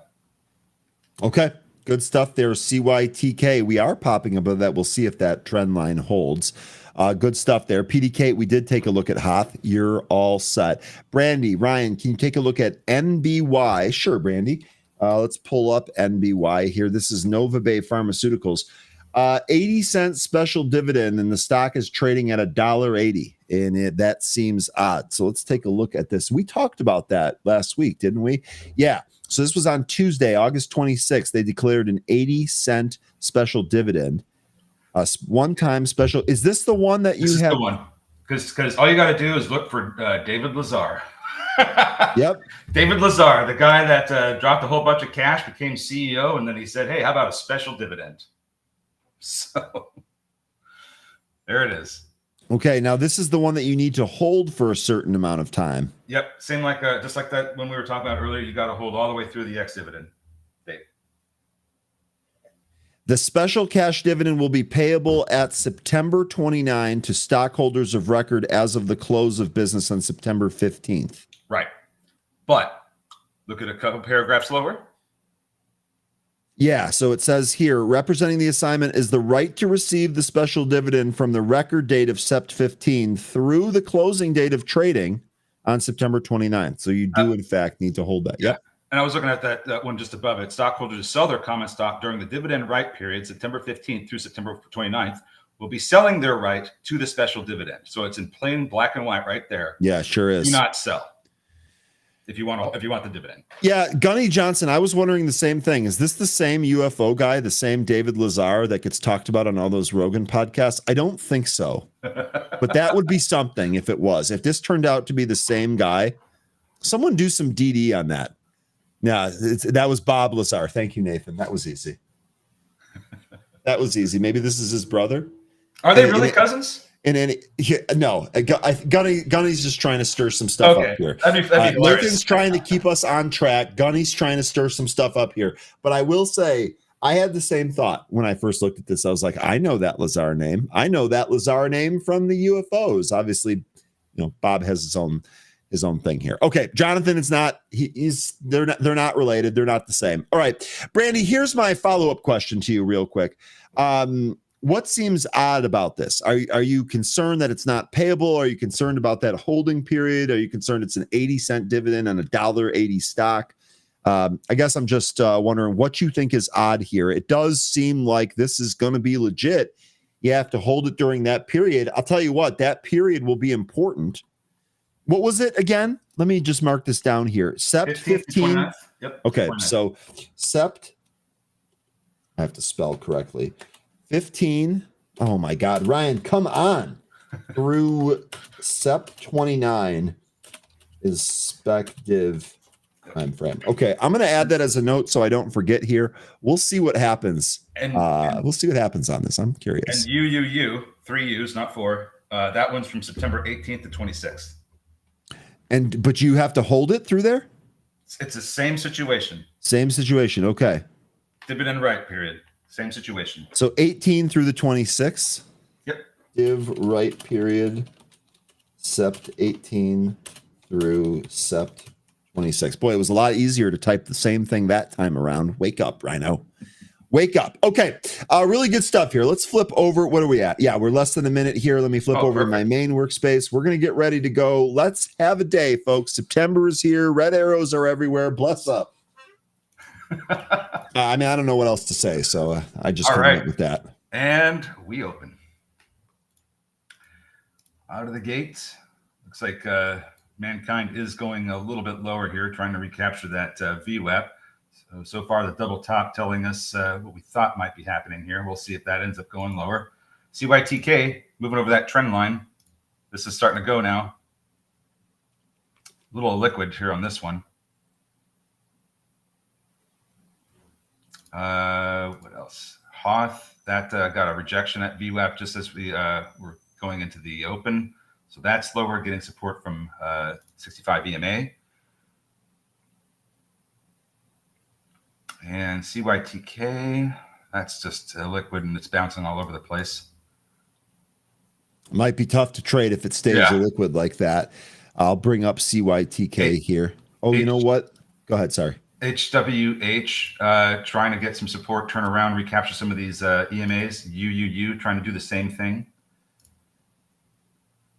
Okay. Just adjusted my option filter there so we can more take a look at flow.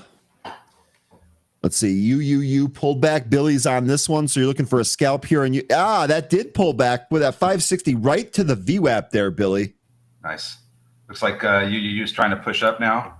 Careful. This might run into some resistance around 650. We'll see if that ends up happening. But this might happen. This needs to hold this 560 area, I feel like. Okay, and then real quick here, you folks were mentioning Ondis earlier today. Apparently there was some news on that. Let's check that out. CYTK looks like that might be going green now. Here's your Ondis chart. Let's take a look at the news here. Ondis Holding launches Ondis Capital, expected to deploy $150 million to accelerate the global defense and security technologies.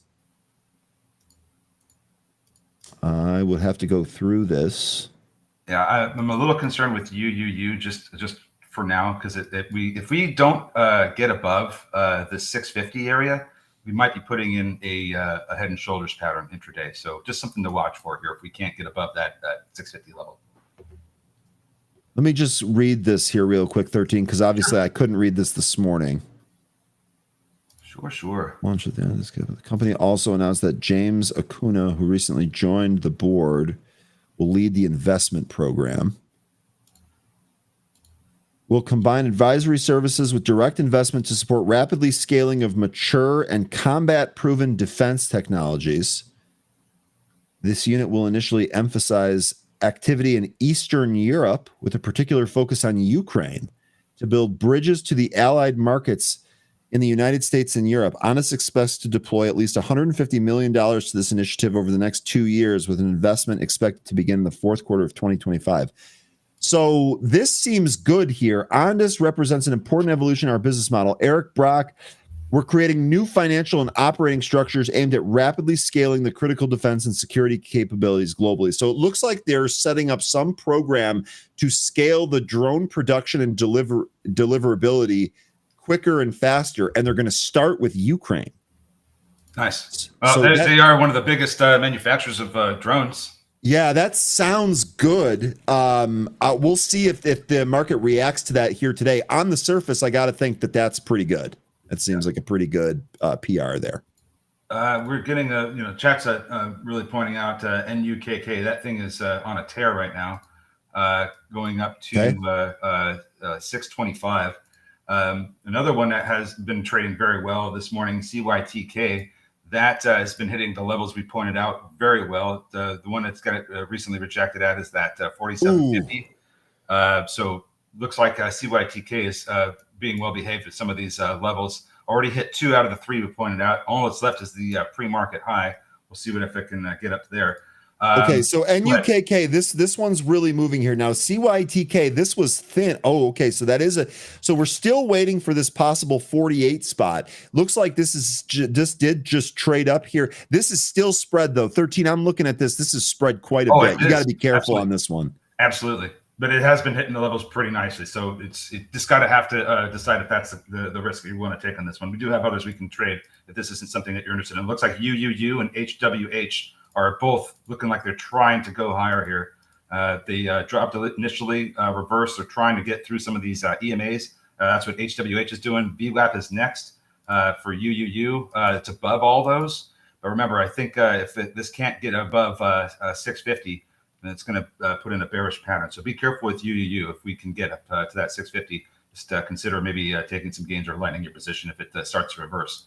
Okay, NUKK, that looks like that did trade up to 6. It's backing off that spot. Really quickly here, our poll results are in. Do you think Baba's AI chip will have any effect on NVIDIA? 42% of you said no. 40% of you said yes, and the same 16% declined to participate and said not sure. Actually, pretty good results on that poll there, too. That's interesting. Seems like kind of a split decision on Baba's new AI chip. We need to get more information on how well performance versus NVIDIA is comparable. So yeah. Anyway, that's what I'd be waiting for. HWH looking for a breakout at 280. There's VWAP coming up too, but there's a large seller in the way at 280. I think if we get past him, we're going to see a pretty good size move, if not up to 290, up to 3. Okay, and NUKK here, this is actually doing a pretty good job building above 6. We'll see on So HWH, you want this to move above 280. So it's got to take the VWAP first there at 272, it sounds like. Looks like in UKK, if we're going to get go on a bit of a run here, we're probably going to end up hitting $8. That's what it looks like we could end up doing today. I think we need to get past 750. That looks like a beginning of a resistance area, but I think 8's possible. Okay, we'll see if NUKK does that. Nice stuff here. And HWH pretty much at that VWAP. Let's see, what else do we have? SSKN, that was one of our movers from this morning. Pretty disappointing, as that's just rejected at VWAP. Smoked Tuna mentioning ALLR. That was a runner from last week. We're getting some, yes, sir. This is juicing here a little bit. See if we get above 170. That was our high from Friday. 160 is a resistance level above this. What would you say was your next one? I've got 175. Oh, yeah, because you were looking at the high from Friday. 170, your intraday high from Friday's session. Okay. Yeah, I got. So we had that high on 171 on Friday. We had 177 as the high on Thursday. I have a 175 line drawn. We're went over that on Thursday, went underneath it on Friday. And then $2. Yeah. There's a bit of a trend line here. If you want to draw it from Thursday all the way through today, we're kind of trying to get through it. We actually already hit that trend line, but was rejected. So I think that's in play. Do you want to draw? I think that I think this is what you're talking about here. Yeah. Let me zoom in and make sure I did an all right job. Yep, there we go. ALLR, good stuff here. Tuna mentioning this one early. Nice. So HWH went up to VWAP, getting rejected there now. UUU. Got some support from VWAP, trying to go higher here. Let's be careful of that 650 area if we push up to that level. And folks, looking around here on this pullback, so I know it's early, but so far that pre-market pullback and those red arrows are getting bought. Some of the individual names: Apple, Amazon, Palo Alto, Costco, Netflix, all of these have bounced back. Rocket is off its low. Ondas is up off its low. Tesla's up off its low. So it looks like a lot of these here getting bought at least early. We'll see if that continues. NUKK approaching 7. Now, I don't know about you guys, but I'm waiting for this to pull back. I am not trying to chase this move here at all. I think we might, if this continues into the next 5-minute candle, and that'll give us our third green candle. Okay. I think maybe we see that go all the way up to 8. Okay. We'll see if that happens, but I think that we're going to see 8 with Nuke today. Yeah, all that glitters is saying, watch out with this. It trapped bulls on Friday, and indeed, I mean, if you didn't trade this thing early, it was kind of a landmine area on Friday.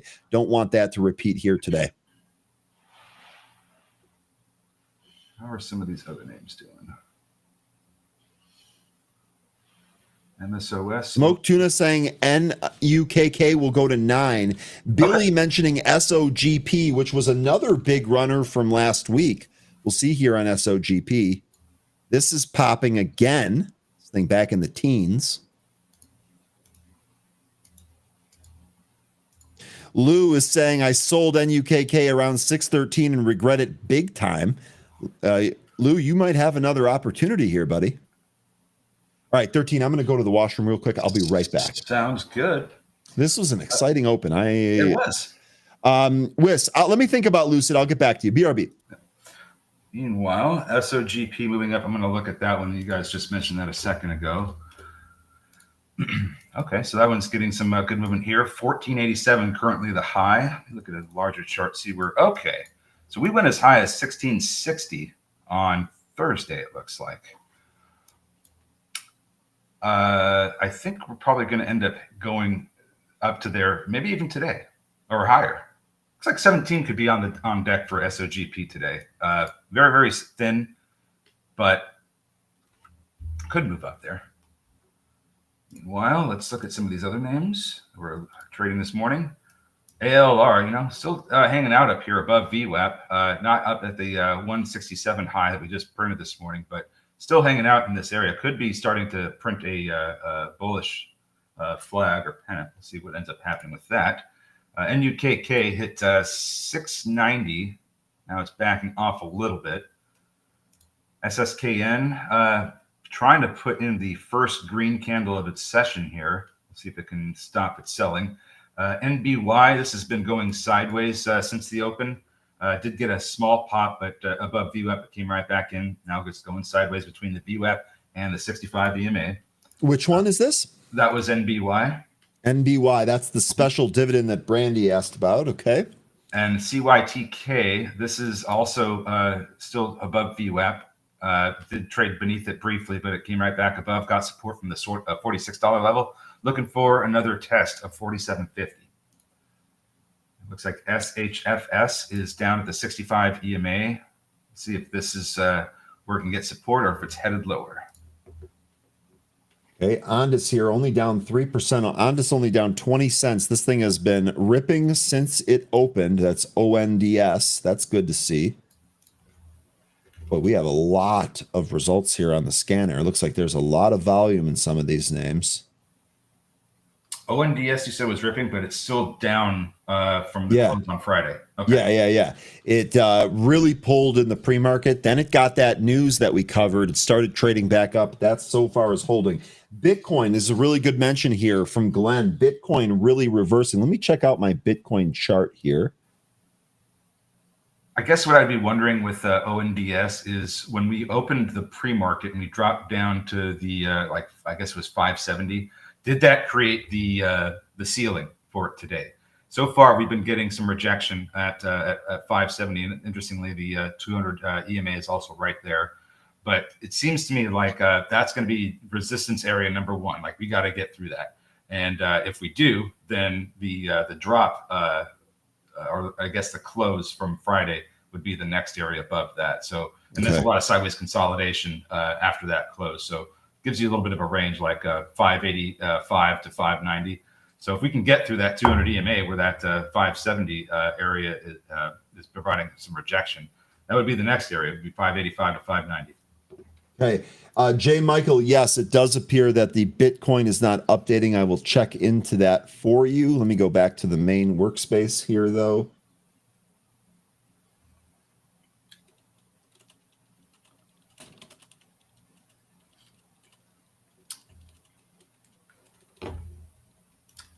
Mankind trying to turn around. I think this could only just be a brief bounce before we head lower. really does seem like that double top is coming into play here. I think the better area of support, if we're going to get it, is MNKD. Is going to probably be down around 555. All right, looks like SHFS is turning around now after hitting that 65 EMA. We'll see if there's some follow through here on this one. Might even come right back up and try to test that VWAP again, where it was rejected this morning at the open. Okay, so this is interesting. Mankind with a little bit of a hold there. Let's check some of these movers. HWH looks like that popped to the VWAP and came back in. The volume actually still looks good on this one. Tuna, I'd be curious to know what you think on this one. MLYS, was this one that you talked about? No, this is Mineral Rallies Therapeutics. What's this moving on, though? I don't see any news on this. NUK. Oh, excuse me. I beg your pardon. This is a buy rating here. Sorry. And this came on Monday while the market was closed. NUKK, let me go to that. Yeah, giving a little bit of a pull here. Still above VWAP. Might find support around 625. And like I said, this could just be putting in a I think that was another one. I think it was ALR. But this looks like it could be putting in some kind of a bull pen or bull flag. If that's the case, we'll get some support from VWAP or that 625 area, and we'll print higher. But need a little bit of time to form that. And UKK HWH looks like another battle with the VWAP is on. We'll be interested to see if we can get above that. I've got VWAP 271 in both broker and trading view here. So we really need to push through that to get rolling. CYTK, low volume, but it's trying to move up through 47 and test that 4750 level again. Very illiquid. Be very careful with this one. It looks like it's about to do it right now, that 4750 test. And pretty close, actually. 4750, there it is. We'll see if it can push through that. Looks like we're about to print a new session high, and if we continue upwards, there's resistance coming at the pre-market high of 48.72. I'm looking at 48.75.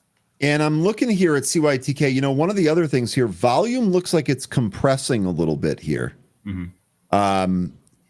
I almost wonder if that's going to make it harder to trade with this being kind of spread. What's going to end up happening with that? Okay, HWH at the top of the list. What's this doing? And it still can't get above its VWAP. Well, this actually might go if this gets above its VWAP. There we go. We're testing it again here. 271. Let's take a look here. HWH. Let's see if we get through the VWAP right here. Lou, I'll check coin in a sec here. I'm not surprised to hear that's going with Bitcoin really bouncing, though. See if we get a break here. HWH. What was your target higher on this? $3 probably? We were looking at that trend line. But yeah, we could for some of the $3. Oh, like yeah, next spot. That's right. That's right. That's right. And then maybe 325 after that. Okay. Still running into some resistance here at the VWAP. We'll see if we get above that. A little bit. Barat. Good morning, Barat. Happy Tuesday. Barat saying that the buy the dippers are in full force on Palantir. Smoke Tuna says HWH is a nice setup, could get a pop. This actually looks like one of the better setups to me too. That weakness didn't break down. We actually kind of have a double bottom forming here on the intraday chart, and now a VWAP test. Would love to see it move through this on HWH. But Barat here, this is interesting. Let me go to Palantir for a sec. We'll see if we end up coaxing HWH to make a move when I switch away from it. Barat, really good call here. Palantir straight up out of the gate. This actually a little bit better than Apple and Amazon. Palo Alto looks similar to this. Netflix actually looks like it tried to go red-green. So buy the dippers out in some of these names. So be curious to see if that holds up. Barat, how are you trading Palantir? Sorry, 13, get in there. No, that's okay. I was kind of wondering to myself, how's this gonna trade once it gets up to the 50-day SMA at 155.89, or is it gonna find resistance at the close from Friday? Since that was a pretty good size move down. I mean, that would be a gap fill at that point. So I'm just kind of wondering, do we fill the gap, or do we get rejected at the 50-day SMA? It's a great move up, but I don't know that we're going to be holding this because we're coming into resistance. Yeah, and I want to see if buy the dippers, if they get kind of trapped here today, or if there's actually some sustained by the dip. Because if there is, that could change the way this week leads. And the other thing, 13, you had hit this. Kudos to you, because you had hit this earlier. We want to see if it's just inflows today or if this is something that is sustainable. So that's going to definitely be one of the things to watch over the course of the day here. All right. So wait for HWH to do something with its VWAP. It's been having a time trying to get above that. By the way, really quickly, I'm going to go to HWH here. But by the way, coin, this is something that Lou had mentioned. Coin, this actually did go red-green. That's interesting here. Bitcoin's still at the highs, so unsurprised to see it up there. Here's your HWH. Now, 13, let me ask you, you think if we don't break down and we bang against this VWAP, that sets up the possibility of just ripping through it? Possibly. I mean, there was just a big seller in the way there. So if he moves again, then it could kind of open the floodgates. But I'm also concerned about the consistent rejection of VWAP. So I think this the next couple of candles will tell us whether or not this is going to go higher. Okay, good stuff there. Pretty Panda says 13 weed names are curling. However, I think when Trump doesn't say anything today at 2 p.m., we might crash a little bit. He has announced that there will be a huge announcement at 2 p.m. Is that huge announcement about cannabis? Are we thinking that that's the case? Is that speculation? Let's see. Curious. It might be related to the Pentagon, unless that was already. Let me see here. I'm just going to look and see if some articles are saying anything about that. Oh, okay. So maybe that was already earlier, and it's still. I don't know. I don't know if that's going to be if it's in Pentagon or not. Yeah, I'm seeing several different things. Let us know, Pretty Panda. Yeah. Well, and I don't know what was on the schedule. I'm not even sure. Not even sure I knew that. Oh yes, good mention on Iron. I saw that was getting some movement this morning too.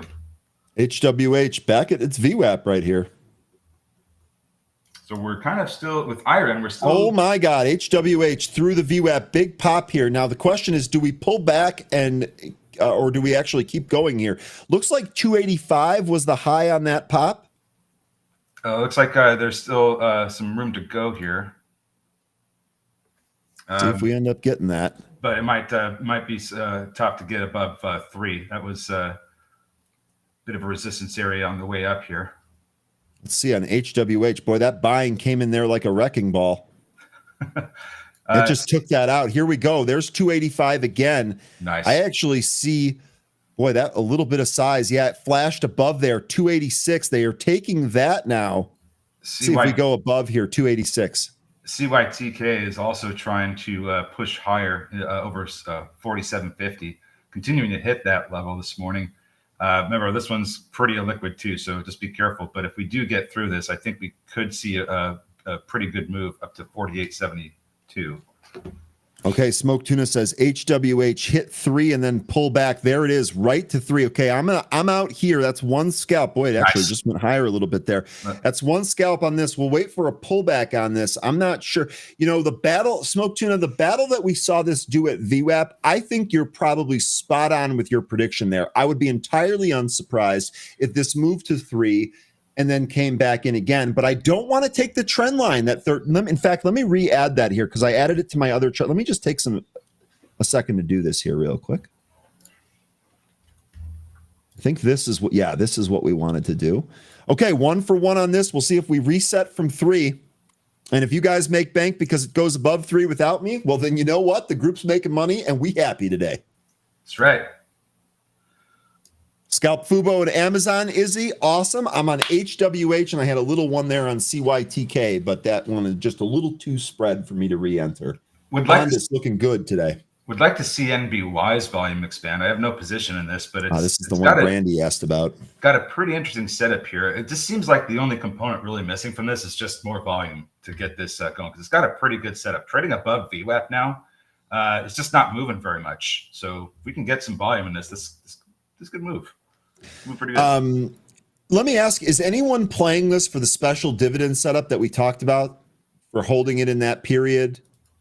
Well, why did it double my note there? I would Anyway. love to sit and watch and see what happens with that. Yeah, half a month, frankly. All right, 3 tests here coming. HWH. Let's see if we pull back. We might actually peak above, but let's see if we pull back here. I'll tell you what, a pullback to 272 and a hold on that VWAP, that actually might make for another potential load up there.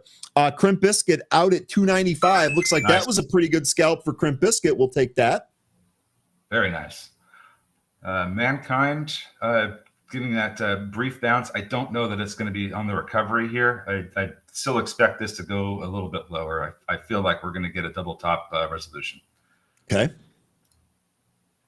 And tell you what, this is, given what we saw here in the pre-market for September, I know we're still down here, but and remember what Adam Mesh said this morning, relative strength should be easier to find in a down market. Folks, we have done exactly that here today. We have found a couple of stocks that have given us some pretty good setups. Shout out to this entire group right now.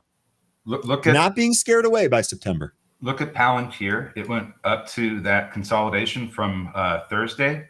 And I think this is, this is a candle to watch and see what happens next. Because we might be, either turning around or continuing. Got a neutral candle. So just keep in mind that keep an eye out for potential reversal here with PLTR. Bharat, you had mentioned this earlier. You also mentioned that Roblox went green here. Did this go red green? Oh, indeed. This actually higher by 1%.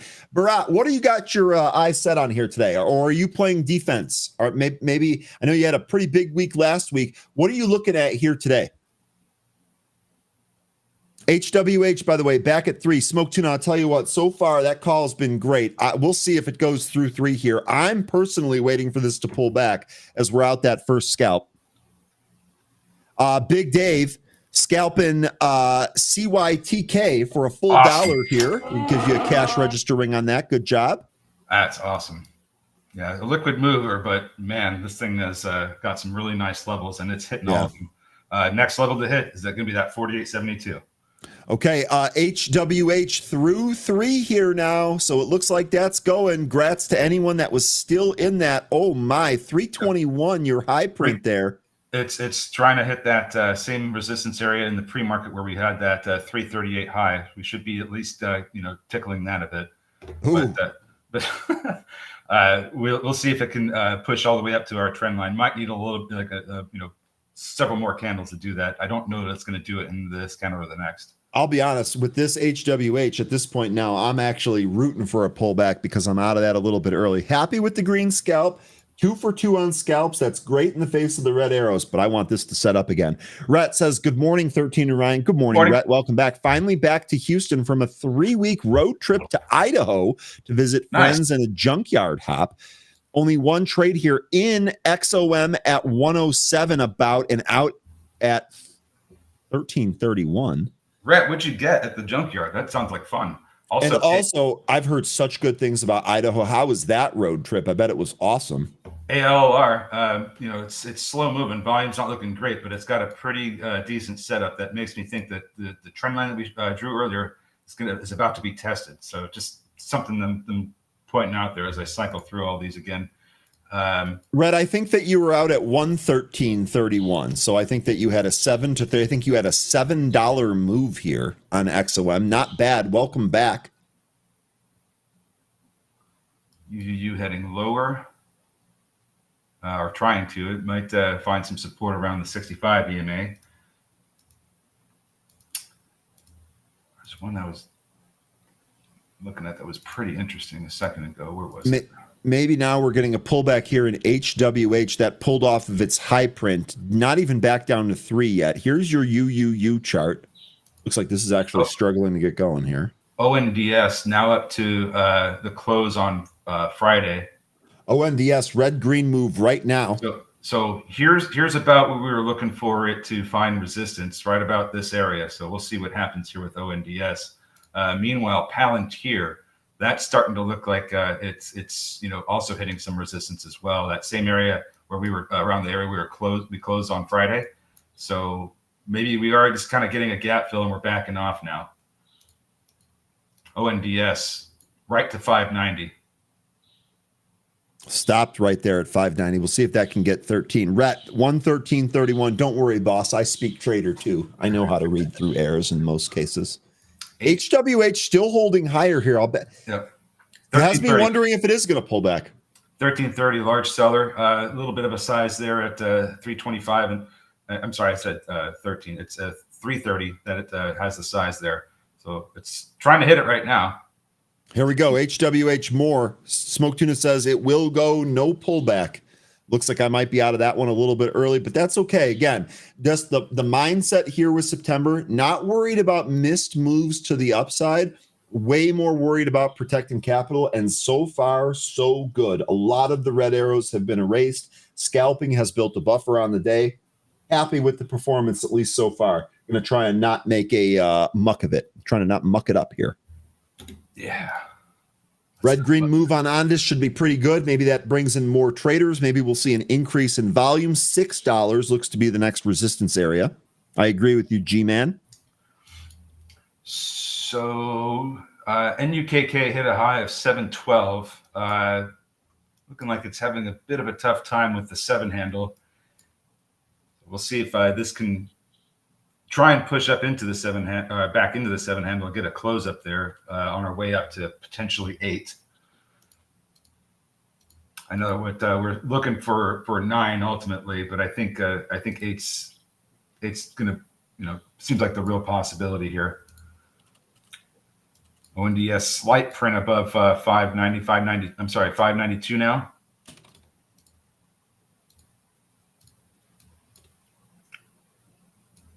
And it's looking like some volume's really starting to leave this market here, even though we've got 30 minutes before that 10:30 time.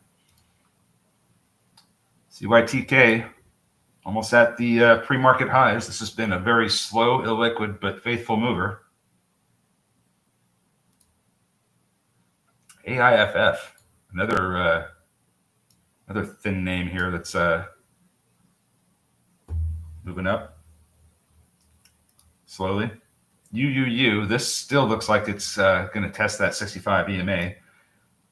HWH, this also looks like this wants to try and take out 330.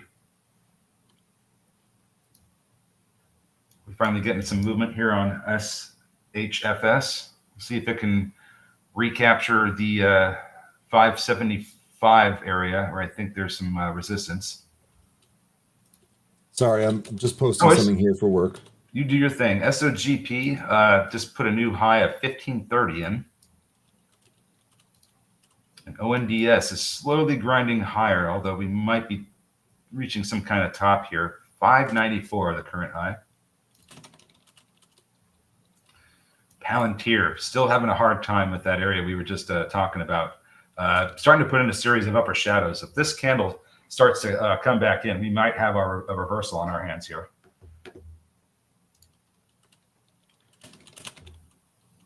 Smoke Tuna saying HWH might provide a loading zone at 3.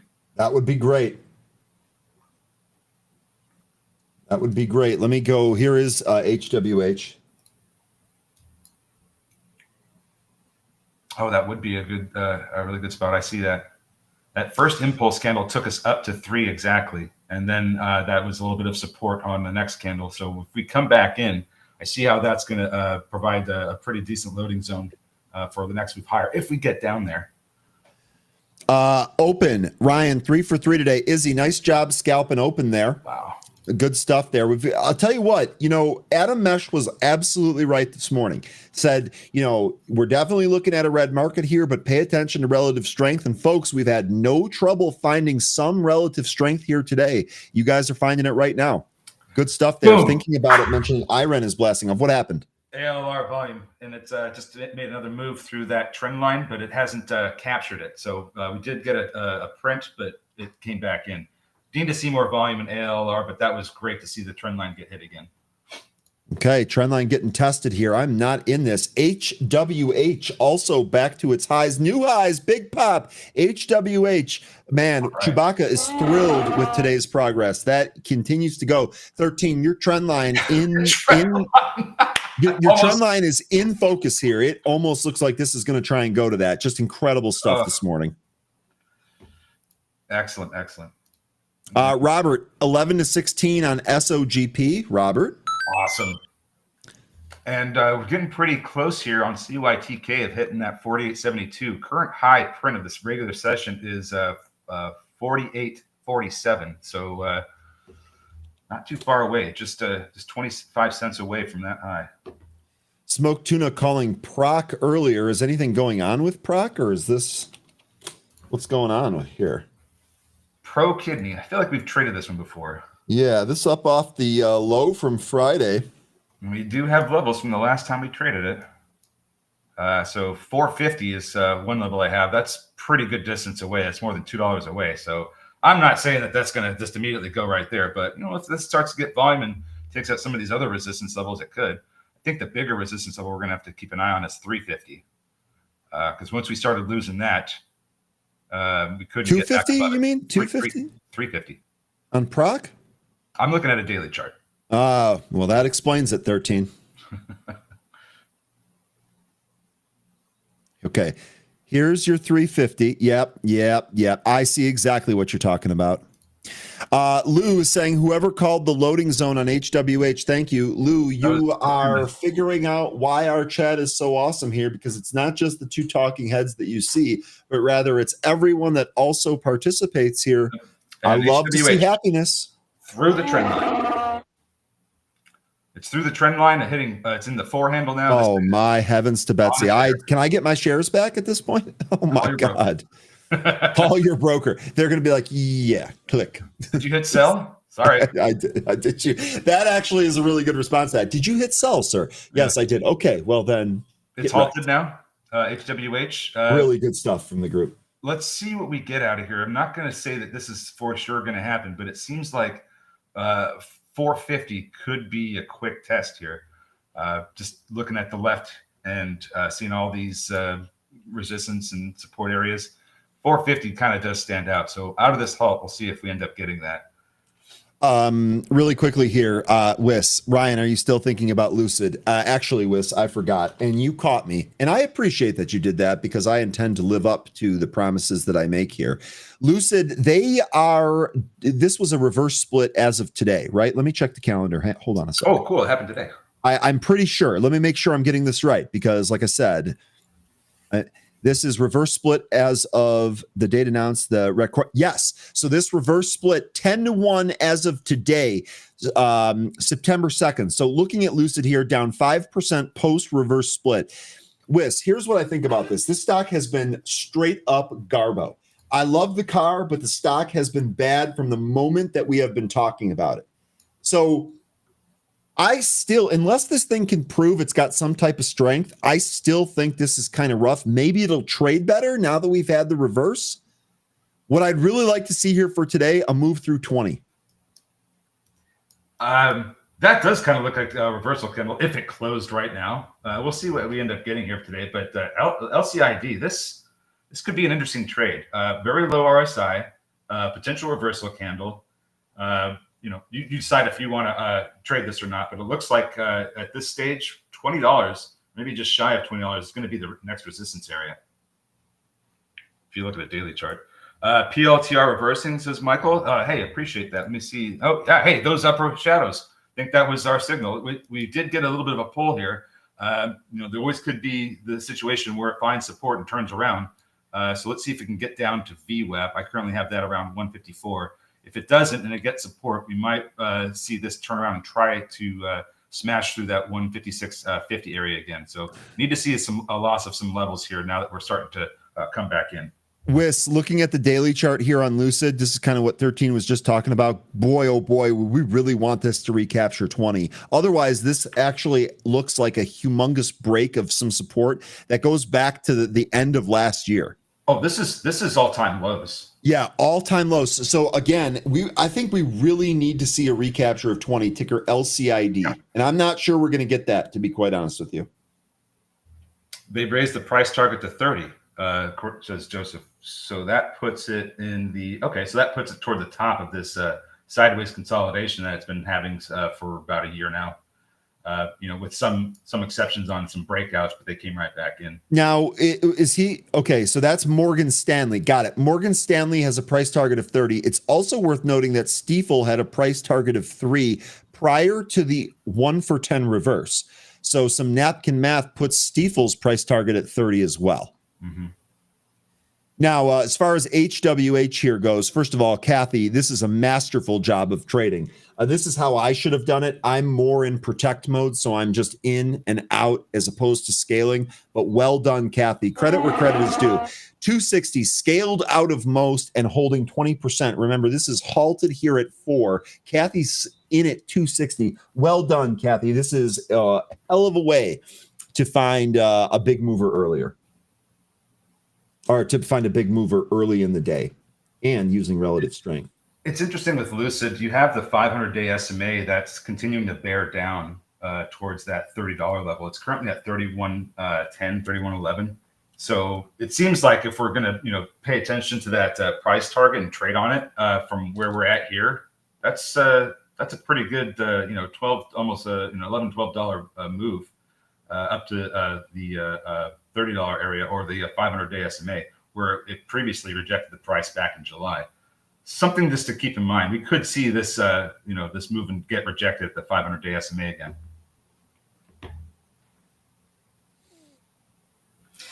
Hey, Lou, that's not a bad strategy. Nope. Sometimes you got to be careful with those. A lot of times when it comes to these halted names, you get situations where it continues to move up out of these halts several more times.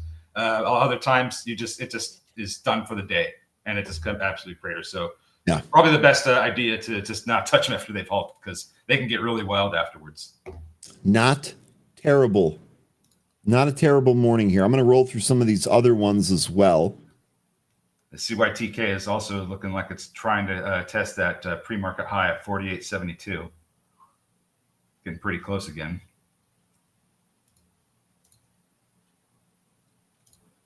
NBY trying to put in a new session high on its way up towards 2.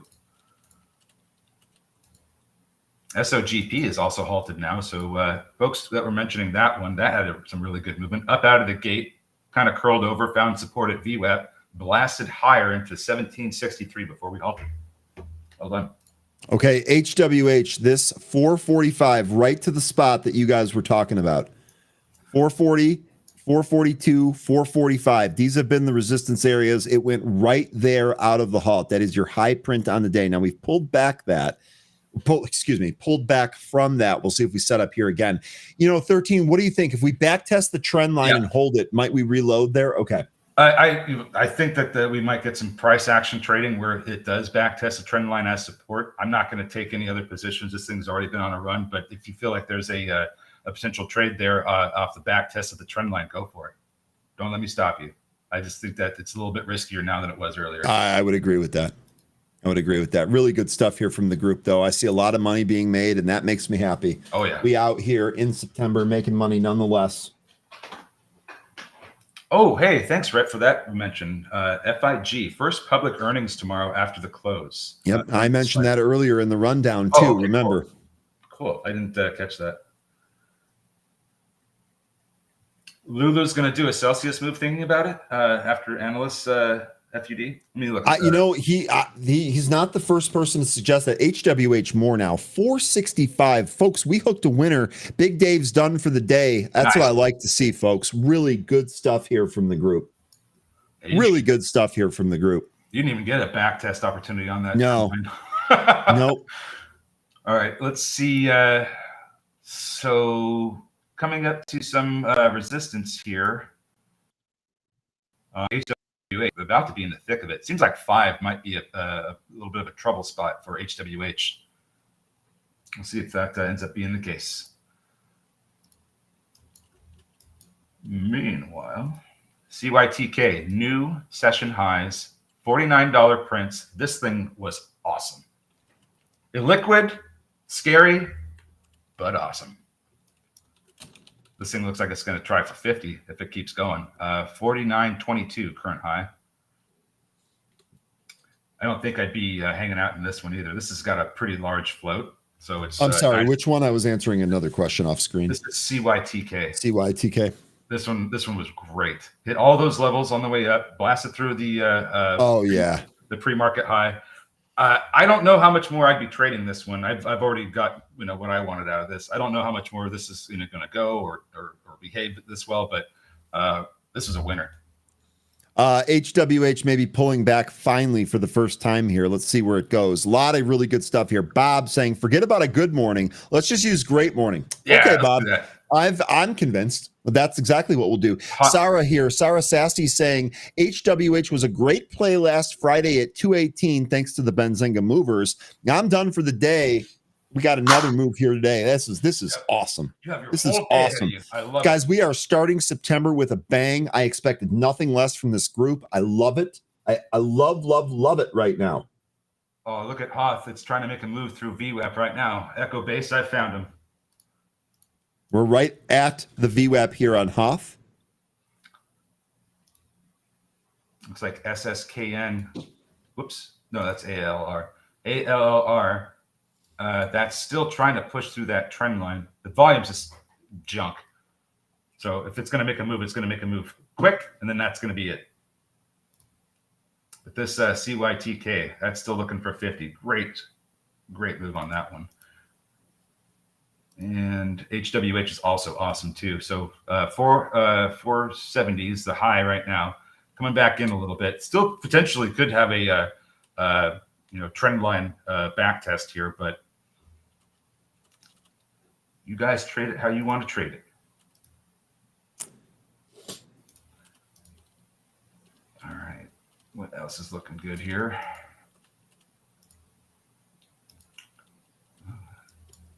Just waiting for some of these to finish making their moves here, like Hoth, and looks like SOGP is open and higher now. So this one with its third big green candle since testing VWAP.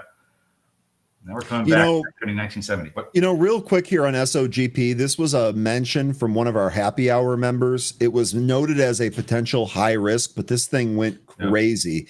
And now we're seeing some more on this. So really, really good stuff here from SOGP. Look at Gil Whopper, nearly $1,000 winner there on HWH. Love it. That's awesome. Dip buyers up at almost $2 a share. Be sure, remember, folks, you don't actually make money until you scale out of at least partial of this. So make sure you get some of those gains booked. Don't let it go back on you. And ALR still trying to push higher than 167.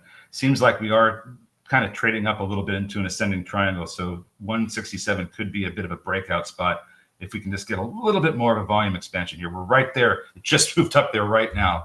There are a lot of sellers in the way at 170, 175, 180. It seems like every 5 cents is a large wall of sellers. So just keep that in mind with ALLR.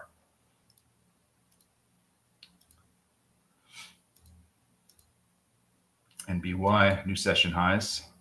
Still trying to grind towards 2. Just very, very slowly. Pro K has a seller at 248. That's keeping this thing down for now. See if it can push through that seller that's suppressing upside. Dip buyer says he's out, couldn't hold, but that's okay. You can book sales and make money. That's what you can do. So that's pretty good. Good stuff here all around. And it does look like HWH is topping up there, 470 your high print. A little bit of a higher print now in ALR, new session high, 168, just a penny above what we were looking at a second ago. So seems like ascending triangle was kind of happening here, but the volume just isn't enough to take it higher. Would have liked to see this go to 175, but lots of sellers to chew through there. Not enough volume. And one more thing, I actually haven't noticed a whole lot of crazy action here on unusual options, but the caveat there is that we've been so busy with some of these movers, I very easily could have missed some of that. So I'm just taking a look here. Let me know if you folks see any unusual options trades out there. Still interested to see where option players are positioning. And don't forget, I know it feels like a Monday, but it's actually a Tuesday. We have Anne-Marie coming later today. So if you want to set up some new option trades, that's on the docket as well. And here's HWH coming down towards the trend line. We'll see if it can provide some support there.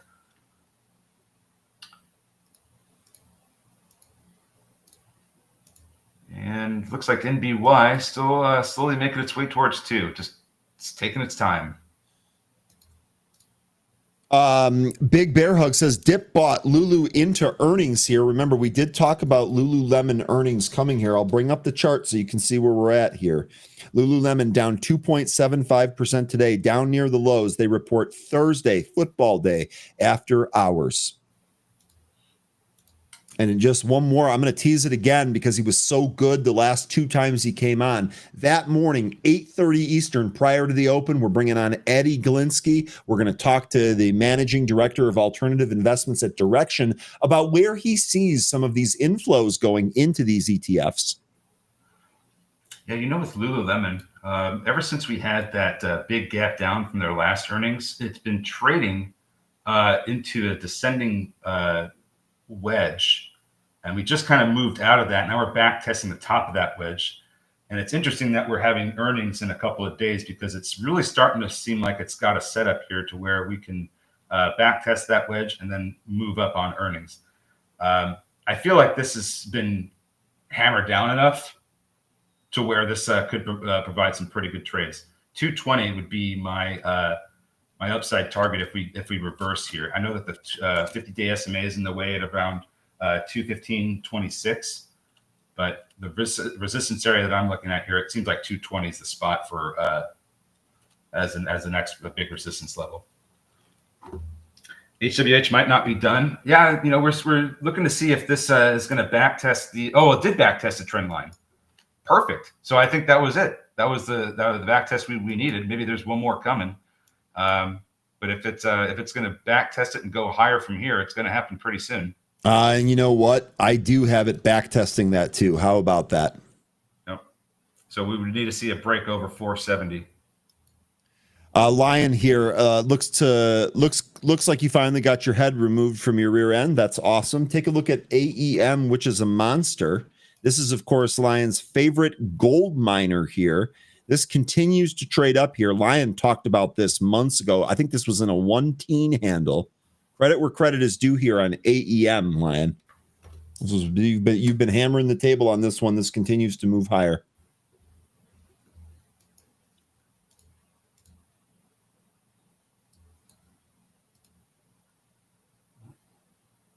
Waiting for something to happen here with some of these names. Yeah, this HWH move, interesting. That back test and bounce actually produced an inside candle.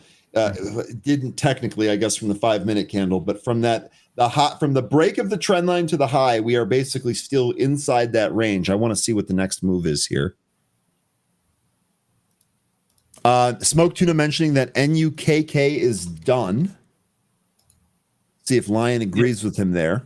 It's starting to put in a bit of a bearish flag here. Ever since that 712, that's kind of the pattern that it's that's shaping up here to be. It's above VWAP, but it's looking like it's not going to go much higher than this 660 area. And the volume is also compressing. Samel, yes, UUU is halted here. Yes.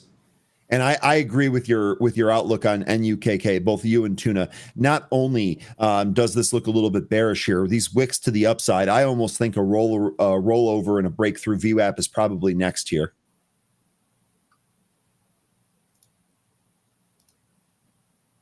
Tell you what, for the red arrows that we were seeing earlier here, this is not a bad day. Really happy that we stayed aggressive. I wasn't even all that aggressive. I was a little conservative. My intention here was to scalp and be out early on some of these moves.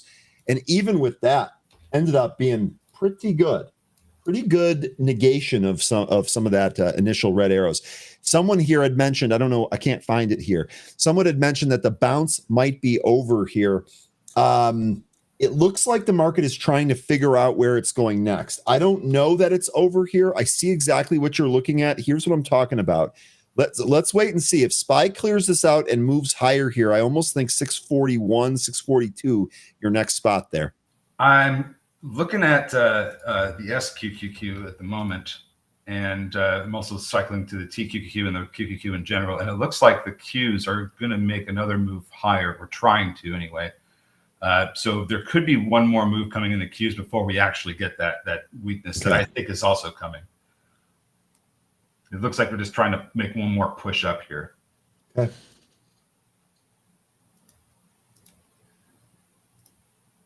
And we're still hanging out with HWH.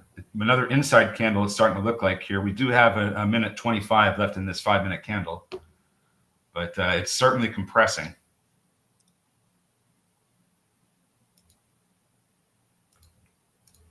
What else? Mankind still dealing with its VWAP, hanging out at 6. CYTK now back testing that pre-market high as support. Don't know if it's going to continue higher. It might. It's certainly got the a setup to make another staircase move higher. So we'll see if CYTK does so. NBY, that's continuing to make its move towards 2. Just taking all morning. NUKK still have 40 seconds left in this candle. Still trying to push up higher. The volume is starting to wane. And UKK, that was an early call at that one being done. Palantir pushed up through that resistance area we were experiencing earlier in the morning, hit 157. Now it's backing off again. Here, let me pull up Palantir. Someone really quickly, someone asked me to take a look at EOSE. Why is my EOSE? Did I click on the wrong thing here? I thought I clicked on the ticker. Let me try and look. Here's your EOSE. So this is ripping here on volume. Did we have news on this? What was going on with this? So I know you were asking. I'm sorry I got to it a little bit late here, but better late than never. Let's check out what's going on with this. Ooh. I have no fresh news here. Stock's up 10%. Watch this thing go to 8. And I think if you look at a daily chart and draw a trend line, you might see why. No way that's right. This is a short squeeze, a massive short squeeze. EOSE? Yeah, look at the short interest and days to cover.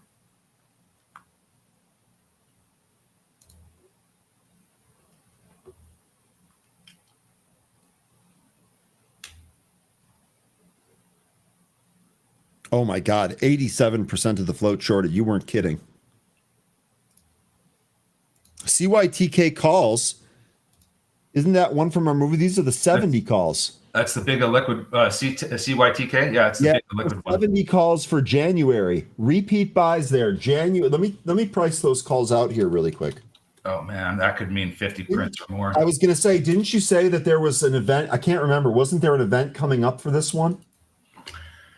This was a position for the binary event.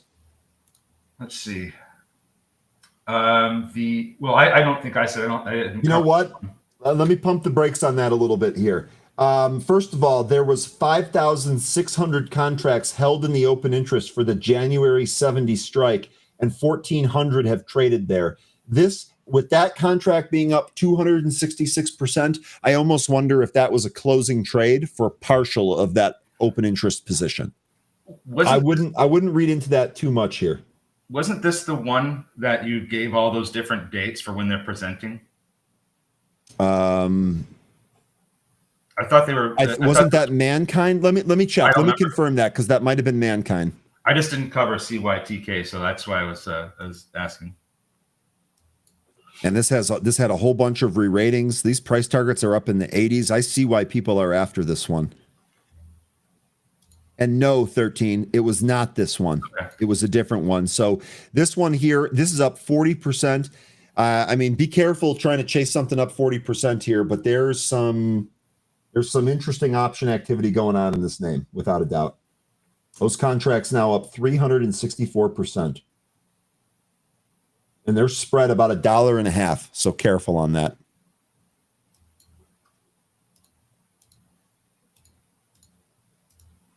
Smoke Tuna says the CYTK move has just started. And HWH, this does look a little heavy. Whoever said that this was about Daniel saying that this looks like it's about to flush. This pennant up here feeling heavy. I really think that we want to see what happens if this rolls back to the trend line that we had identified early. Yeah. And UKK, here we go, trying to recapture 7. So if it can't do it here, then we might get that rejection that was talked about. It's hitting it right now.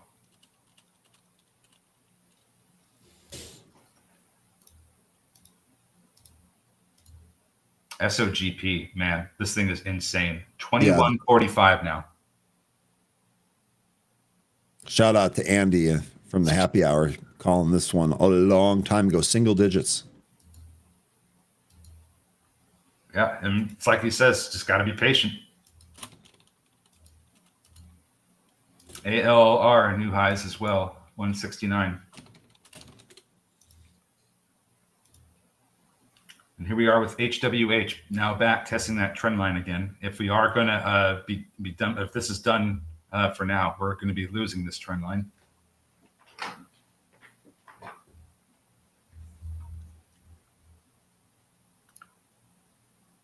And I'm kind of wondering if Mankind is going to make some kind of move with the way it's setting up. It's like it's really trying to, and the volume's not great, but it's really trying to get above its VWAP.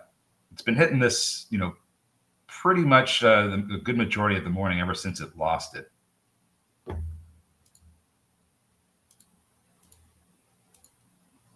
Just waiting for these, those directional cues ETFs to make a move so that we can get that set up. I'm waiting to see what HWH does here at this trend line. Okay, so a big break beneath it. Boy, we went that like gap down too.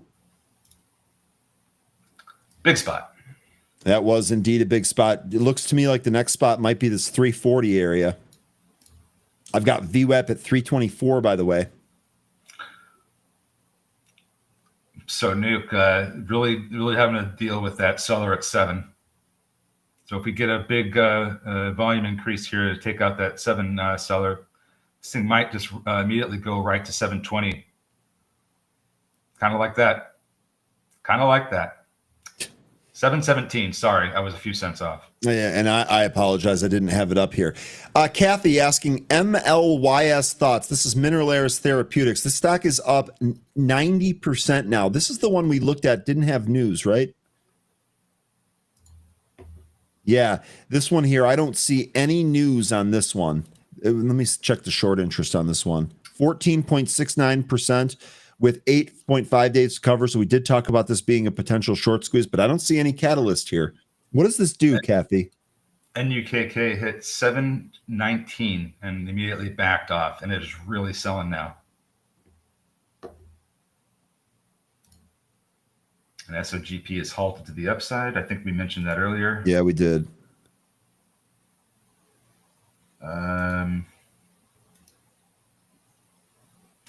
Okay, so just waiting for the next thing to move here. Could be CYTK if this has more upside here.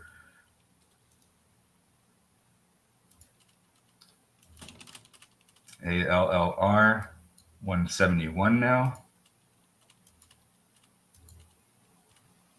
Palantir pushing further into the 157 handle.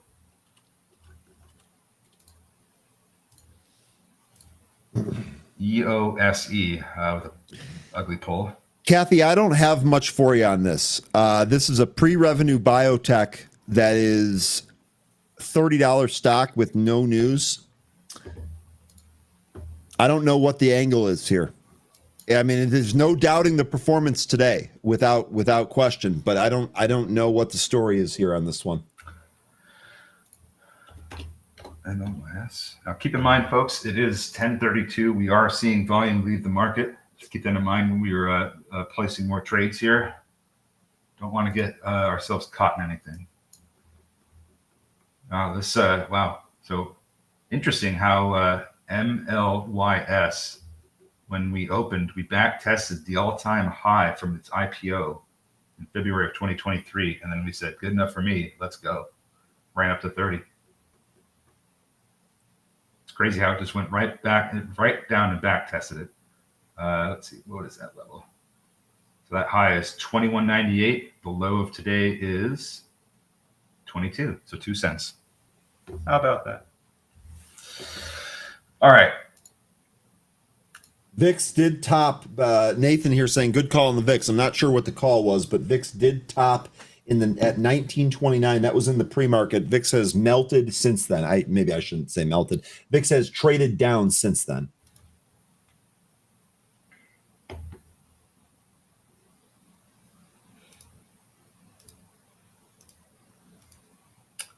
Movement, big movement. HWH coming back in. I almost wonder if there's rotation out of one mover into another one. Yep. Looks like it's trying to take out that double top. Take care of yourself, Judge. It's football week, baby. It's football week. And you just had Adam Mesh say you didn't think the Giants were going to be as bad as everyone thinks. So good stuff, Judge. Take care of yourself. Izzy calling for a Tesla reversal. Izzy, you think this sells off here? Tesla's it's still red on the day, but it's nicely off of its lows. You think this rolls over here, Tesla? SOGP unhalted, blasted off to 2309, and this thing is just all over the place. Be very careful if you're going to even try this. Oh, that's on SOGP? Yeah. Yeah, Nathan here say, yeah, you said not to chase. That was a good call. That's regarding the VIX print. Yeah, part of me wonders if that was just kind of an overreaction. Now, 13 brings up another good point here, which is something that we have to watch. Maybe we bounce, and we bounce early because of inflows into all this stuff, and then we roll over again. If that's the case, watch VIX maybe if it comes into 16 and maybe can't go any less than that. Maybe that's your opportunity to try some short instruments.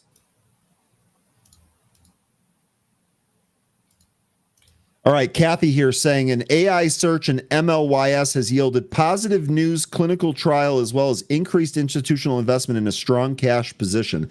Okay, so the company doesn't make money there. Seems like it's all going to be about those clinical trial data then, right, Kath? That's what it seems like to me.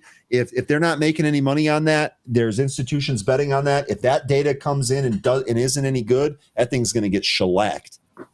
And then obviously probably some more upside if the data is good.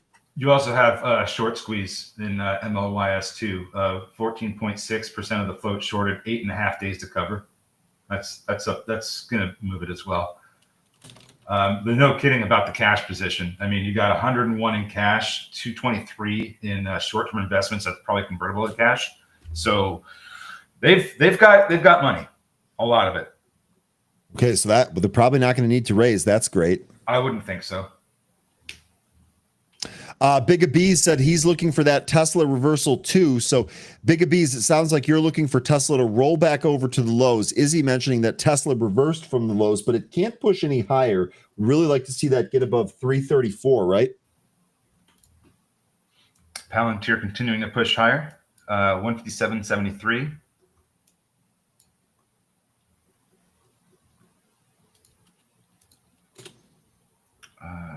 Fubo wants 4.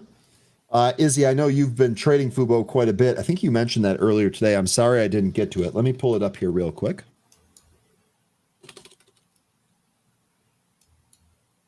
HWH really coming in now. Looking for support around VWAP, I would think. 326 is your spot there on the HWH. Gotcha. That's what I have for VWAP. Sorry, I should have been more clear. 709 is the high that was just hit. I drew a trend line from the pre-market highs just to see if it would hit it, and we did. Backing off of it now.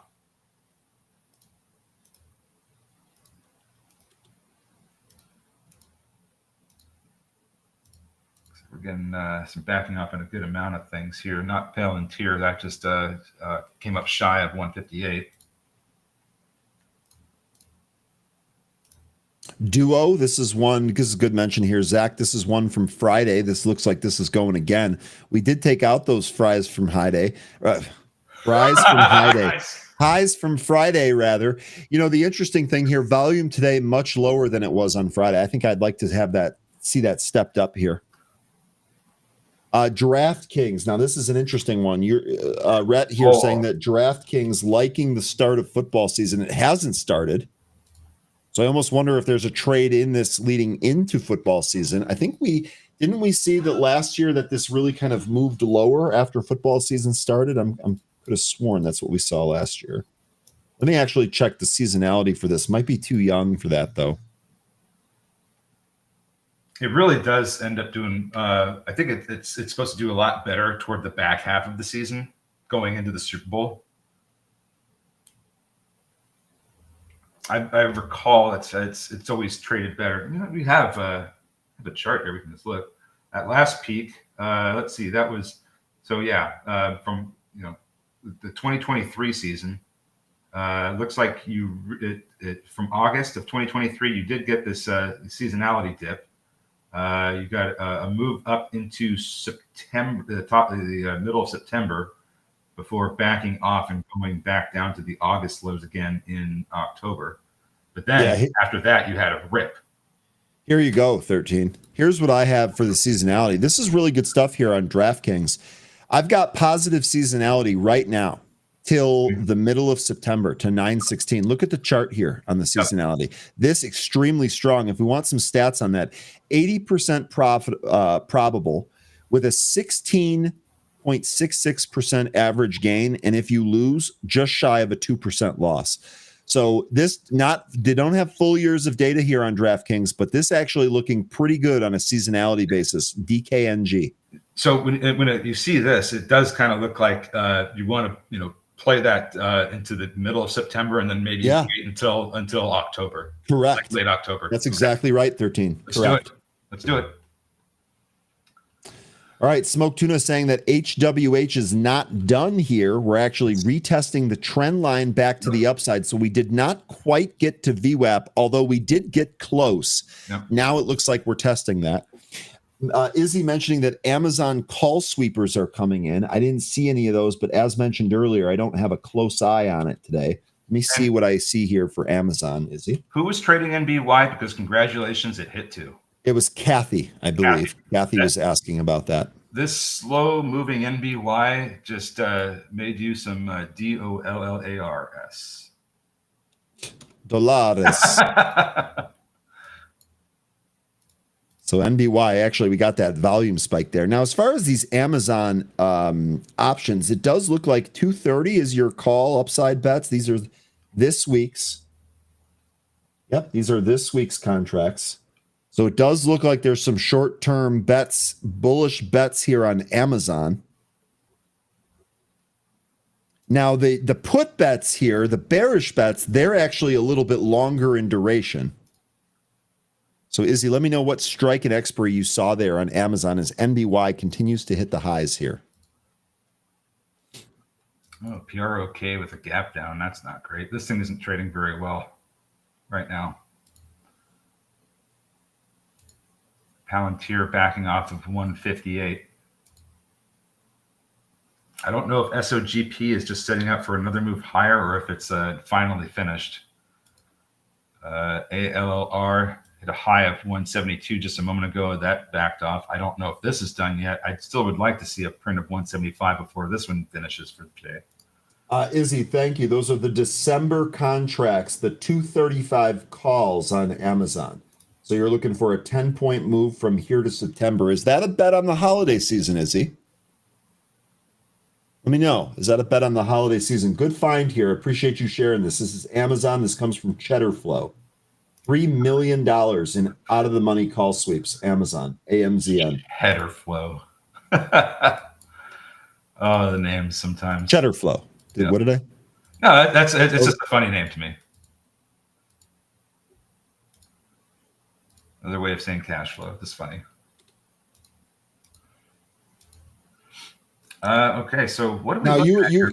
You made a comment here on Proc. What was going on here with Proc? Smoke Tuna says this is in the loading range. What's going on here? This looks like low volume to me.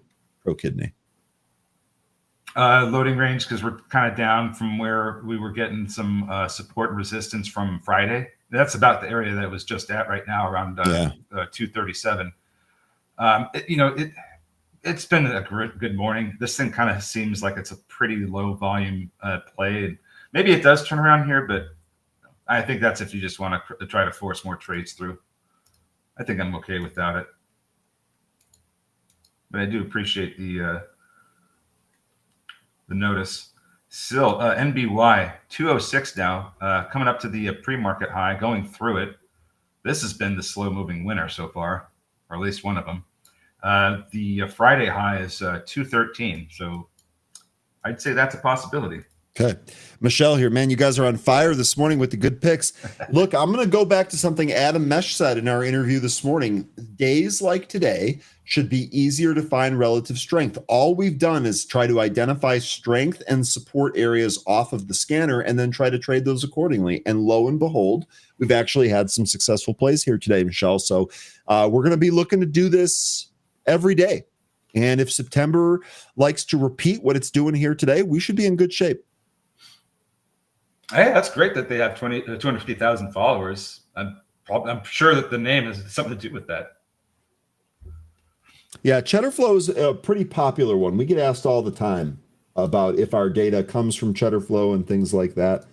I've never had a subscription myself, though, so I can only speak about things I've heard. I can't say I've ever heard of them, but I like the name. SHFS finally making a new high since we had that drop out of the beginning of the session here. Looking for VWAP. Don't know if we're going to get up there. HWH, we moved through the VWAP here. Smoke Tuna was right. This was not done, at least so far. Let's see what it does at 420 here.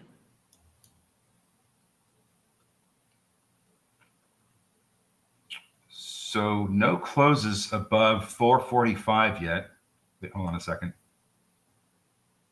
Yeah, no closes above 445 in HWH on any of the 5-minute candles. So thinking 445 might be a bit of a resistance area.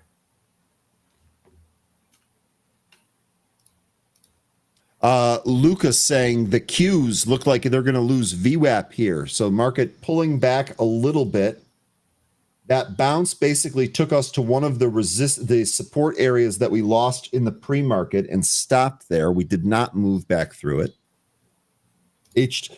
HWH still struggling with 420. That's not a good problem to have. No, it isn't.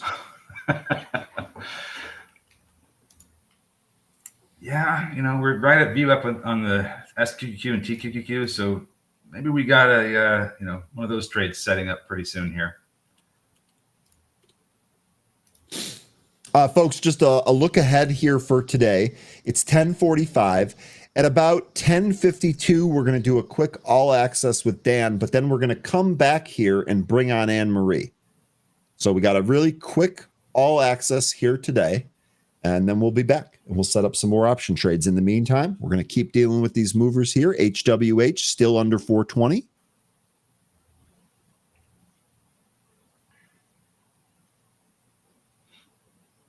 Eric, we're not looking for political or religious things here, so we'll see you some other time. Take care of yourself, Kev. Take care, Kevin. SOGP, after 3 red candles here from the 2309 high, it's getting support from the 9 EMA. I'm not sure that this is going to reverse and try to push higher, but at the very least, there might be a bit of a bounce here. I'm not convinced that this is going to go on to make a new high, but it's liquid enough to, so we'll see. Yeah, PROK still down in that same area. Not seeing any signs of reversal yet. Although Palantir is starting to show some signs of reversing after getting some support from the 156.50 area. It hasn't printed that low. That certainly is a support area I've got my eye on. HWH moved through 420 here. It sure seems like 450 would be your next spot.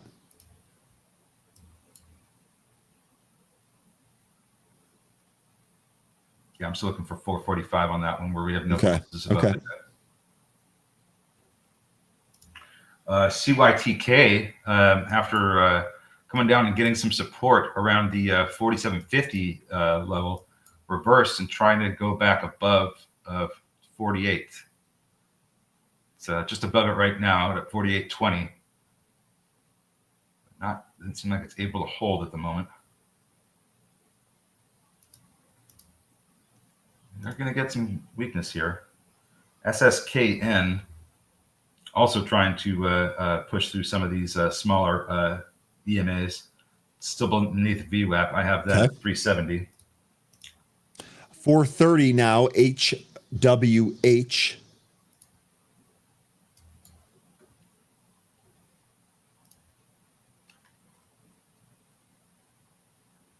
Big Bear Hug says NVIDIA going towards 167 fib support. Let me see here, because I got some levels on where NVIDIA could go if we get this resolution.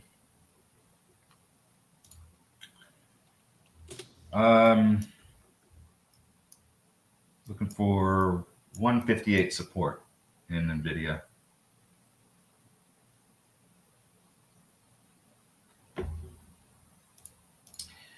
All right. NVIDIA looking like this is going to break the pre-market lows and go lower here.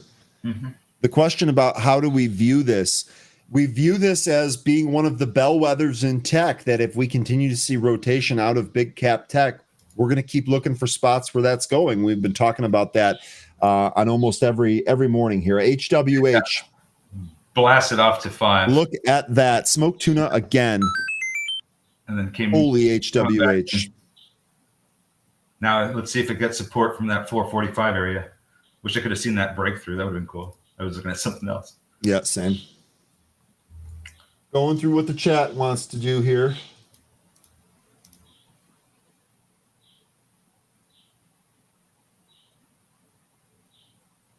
Everybody's on HWH, it looks like. Yeah, I don't blame them. I don't blame them.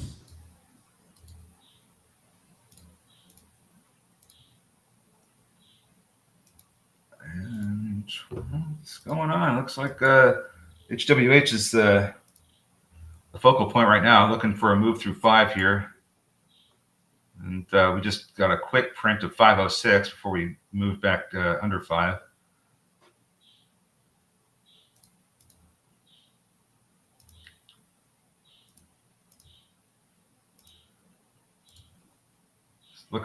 Looking for something here. Looks like we're finally getting some selling happening more in the queues.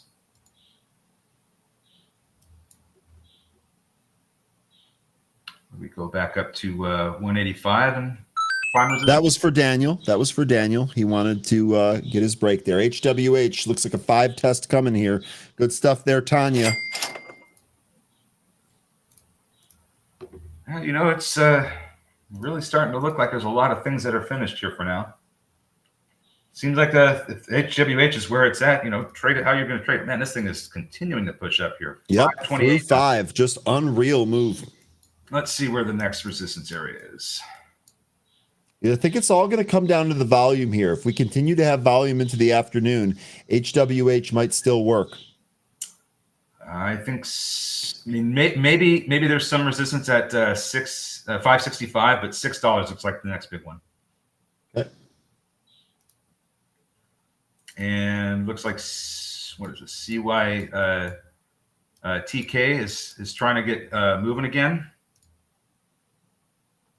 See if this makes a $50 test. All right, 13, we're about out of time here for today. We're going to roll over to the all access. Any closing words for the group here today? Well, folks, I hope you had a wonderful Labor Day, because it seems like we got all the rest we needed, and now we're having a fantastic day trading all these movers, especially on a down day where a lot of the big names are getting beat up.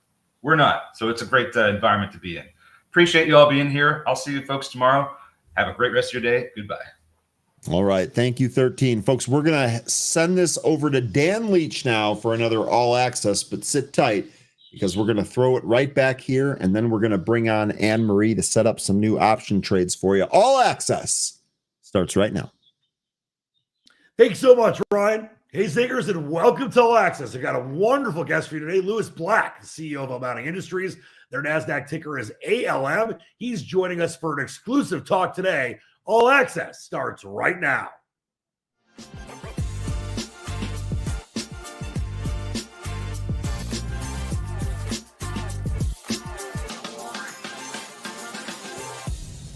And it is my distinct pleasure to welcome back in the CEO of Almonty Industries, Louis Black. Great to be with you again today, Louis. Good morning. Thanks for having me back. Hey, the honor and pleasure is all mine. Listen, let's talk some tungsten if we can, Louis. I know it's a critical mineral for defense applications, but China controls more than 80% of the global supply and has really tightened export restrictions. Let's talk about how Almonty is positioned as a solution to this global supply crunch. Well, firstly, China's 80%, but the other 10% is with North Korea and Russia. So you have the trifecta of the value proposition of three nations who essentially control tungsten, and it's very scarce both in Russia and China and in the West. So we're very fortunate that firstly we've been in this a long time, about 136 years, and more importantly, formerly the world's largest tungsten mine is now coming online for us in South Korea. So as my father would have said, may he rest in peace, better be lucky than smart. And we just happen to be arriving into a sector that is in desperate need of a solution, especially in the defense space. And we happen to have this, a way of solving this problem. It doesn't require government money. It doesn't require waiting 5 years and hoping for the best. It's instant gratification of an issue. Who doesn't love that? By the way, very wise words by your father as well. Hey, listen, I know, Louis, that your flagship Sangdong mine in South Korea is slated to be one of the largest non-China tungsten producers globally. What milestones do you think investors should watch for over the next, let's say, 12 to 18 months as you move into production? Well, it's a very technical build. It's the largest tungsten project to have been built probably since 1970, where Sandvik built their project in Austria. So it's 50-year milestone. Phase 1 comes online shortly, next sort of 60 odd days. Phase 2, which is a doubling of output, will follow within a year, but it will be phased over that year. So it will come online relatively quickly as we open up each new gallery. We did that because we were planning all those years ago when we were making the plan to capture the cyclical nature of pricing. We could produce more when things were good, and we could reduce production when things weren't so good. That's why we have a hard floor in our primary contract to phase 1.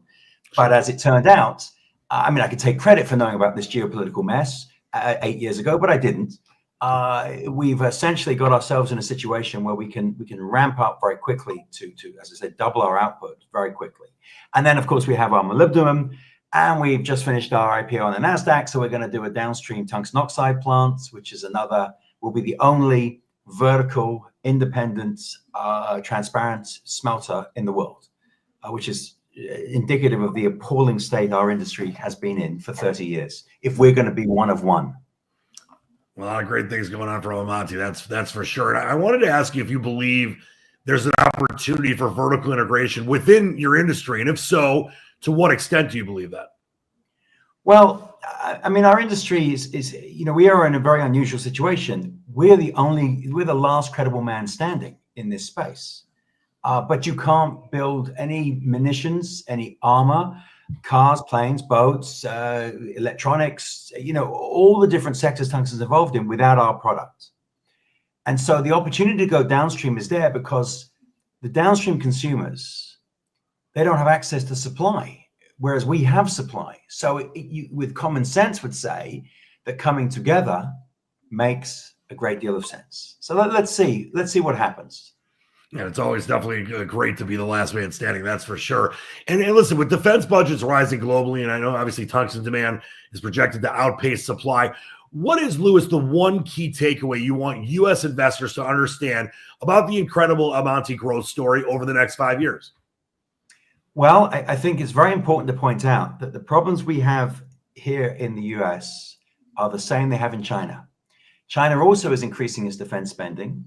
China is now a net importer of Western concentrate and scrap in the tungsten space. They fight with my customers for, Western raw materials. Everyone is battling over what little is out there. So I think ultimately this is not a question of China just saying no more tungsten for you. This is a question of we need it too. And we're also increasing our military spending. Right. And so this is now a huge tug of war about which government is going to be successful in this space. And we are fortunately right in the middle of it.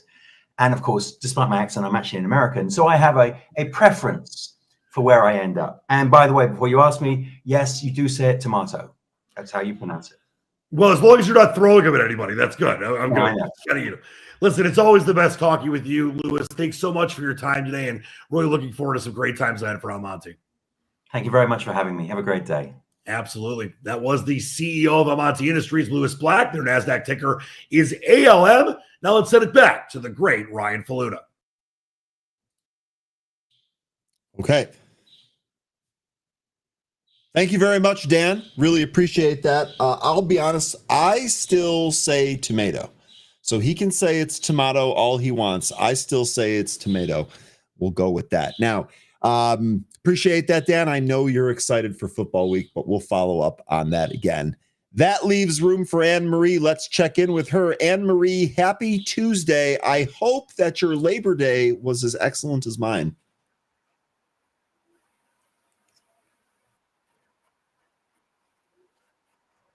Anne-Marie? Oh, no. Do we have sound problems again? I hope it was too. Ooh. Dang it. No, I hear you. I hear you, but the delay is crazy. Can you hear me?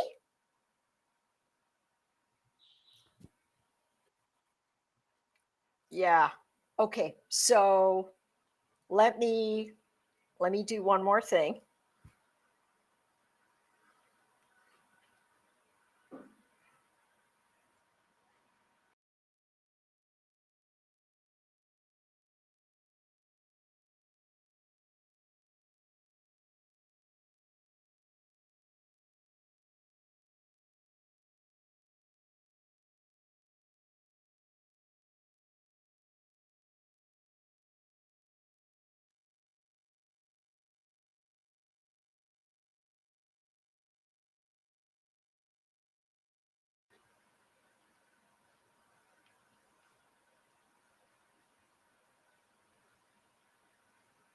Can you guys hear me?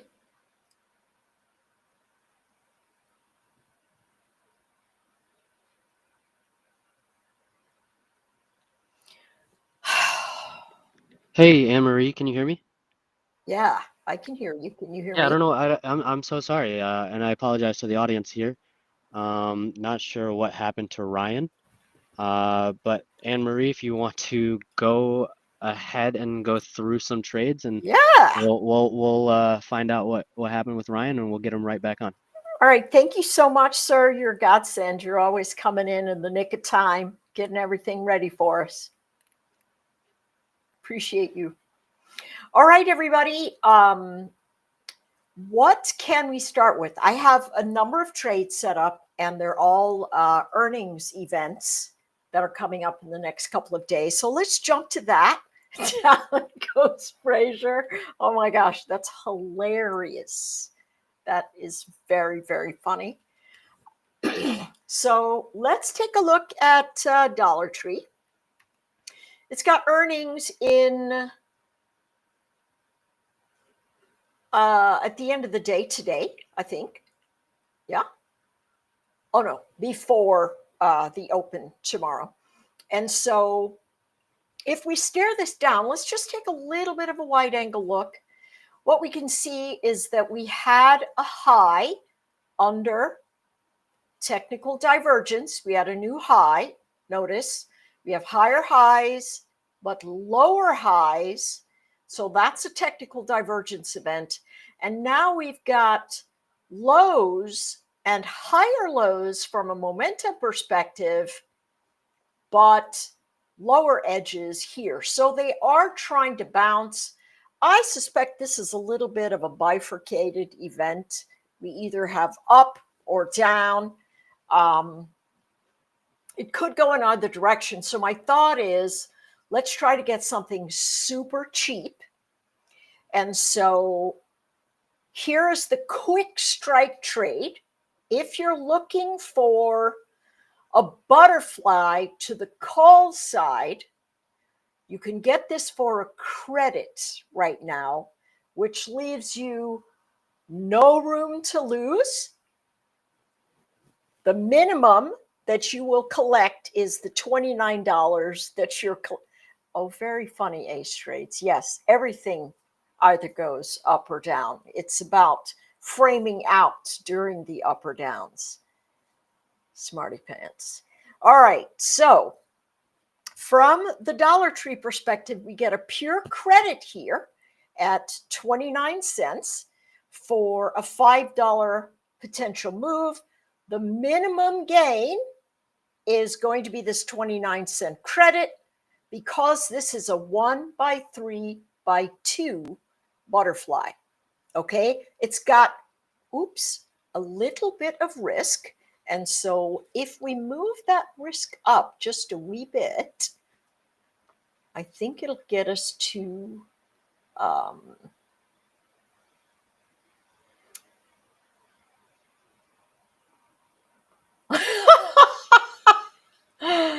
yes, I'm always trying to read all kinds of things. If we went to 128, it would be a 38-cent debit and we would have $100 risk. So if it went up to the moon, that's what we'd be looking at. I don't think Dollar Tree has a ton of upside here. I just don't. And so this is the trade that we would look at. If you're looking for the downside, a $3 move between 98 and 95 is 25 cents. And so what that does is it gives us an opportunity, excuse me, if we look at a 4-hour chart, we can see where our support structures are looking like they're moving right now. And so you can see them moving up into the range. It could easily ride off into the sunset, but I doubt it. It should pop up into this heavy congestion zone and then rotate right back down. Old support is to the left. First fly in the ointment is at 100. And then here is our 98 event, right? My thought is that the bounces are going to give us sell zones because this looks to me like a rounding top. And so everybody's pulling their purse strings in at this juncture. And I'm fairly sure that Dollar Tree is going to be affected by tariffs. Okay, so have we had any big volume spikes? We had one over here, 4 times the standard volume, and that's where they're looking like for resistance. If you say to yourself, hey, I'd like to give this a little bit more time, you could certainly go to the following week. Oopsie, or maybe not. You go the following week, you go to the end of the month, and do the 195, and that would be 57 cents. Either way, this chart has got a fair bit of wiggle in it. If I were a betting man, I'd bet to the short side, but I am often wrong on those kinds of bets. So this is giving us that upshot just in case it absolutely does what it's going to do. Okay, the next one I want to bring you is Macy's. Macy's also reporting. This is so crazy. I'm doing this without Ryan. Honestly, I'm sweating. I truly am. I'm totally sweating. Okay, so here's what we can look at. We've got price action,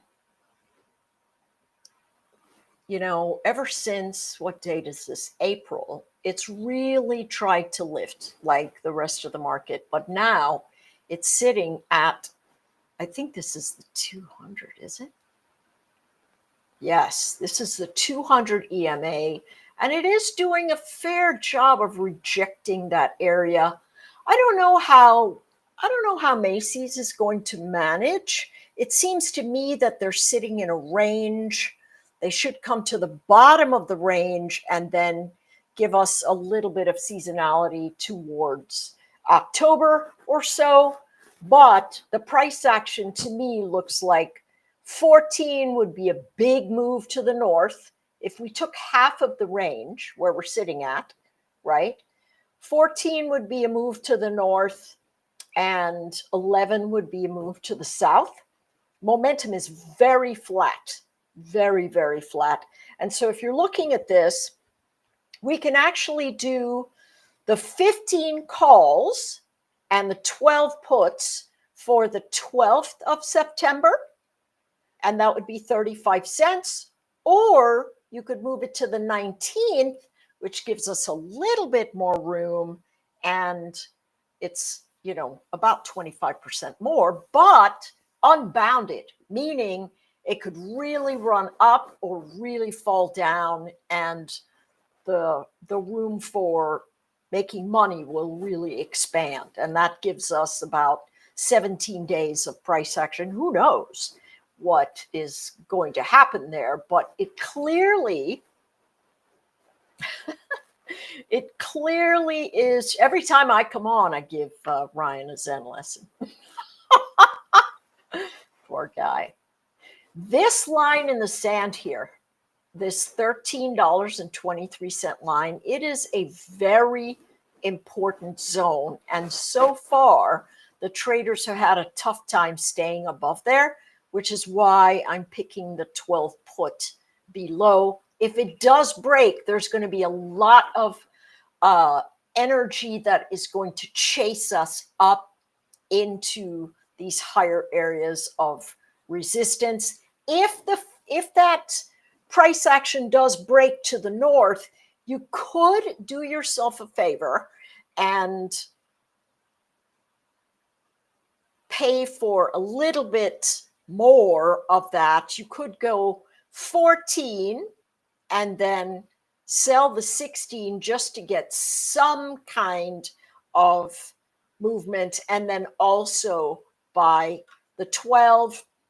That puts you up a little bit earlier, but it just pays for the price that is sitting right there. You know, you could always just plain old do 14 and not get yourself in a pickle about anything really bounded. This is called a strangle, where you place a call on both the put side and the call side, and you let price action do their thing. Do I love doing these?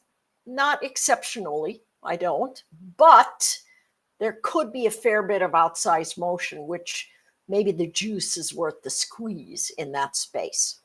All right, the next one on the list is American Eagle Outfitters.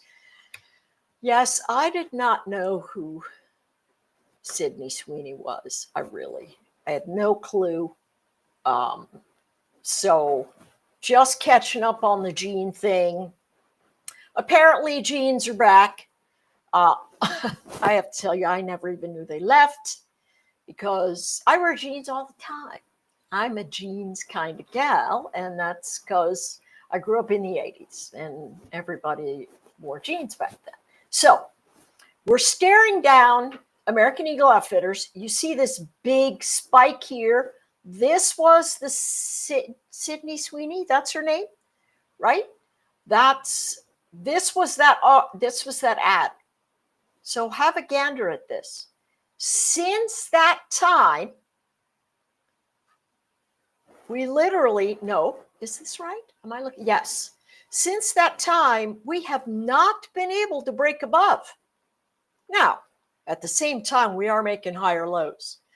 The support levels are rising. And so the breakaway could easily be up into the next edge. That's 15, maybe even a little bit higher than that. Let's go to the 4-hour setting to see if I can see where we've got monster volume. Yeah, the Sweeney event. That always makes me think of some sort of, wasn't there like some sort of serial killer barber with that last name?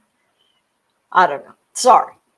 Non sequitur, I realize. So we've got this support zone, a lot of volume that popped in around here, and they recovered. So my thought is that it should hold this zone, but if it doesn't, it's got all the way down to 11, right? If it does hold the zone, we could move up into the 14 area. So what do we have? Again, another strangle. We're going to give it a week, right? 10 days of trading, but I think these guys report tomorrow or something like that. So it's the 12th of September for this expiration date. The 15 calls, the 11 puts, again, a strangle. And the reason that I haven't put this in a condor or a long iron condor is because we really don't get a lot of help from the strikes that are further away. We just don't. And so, you know, I say just, if you're into it, just let it run, right?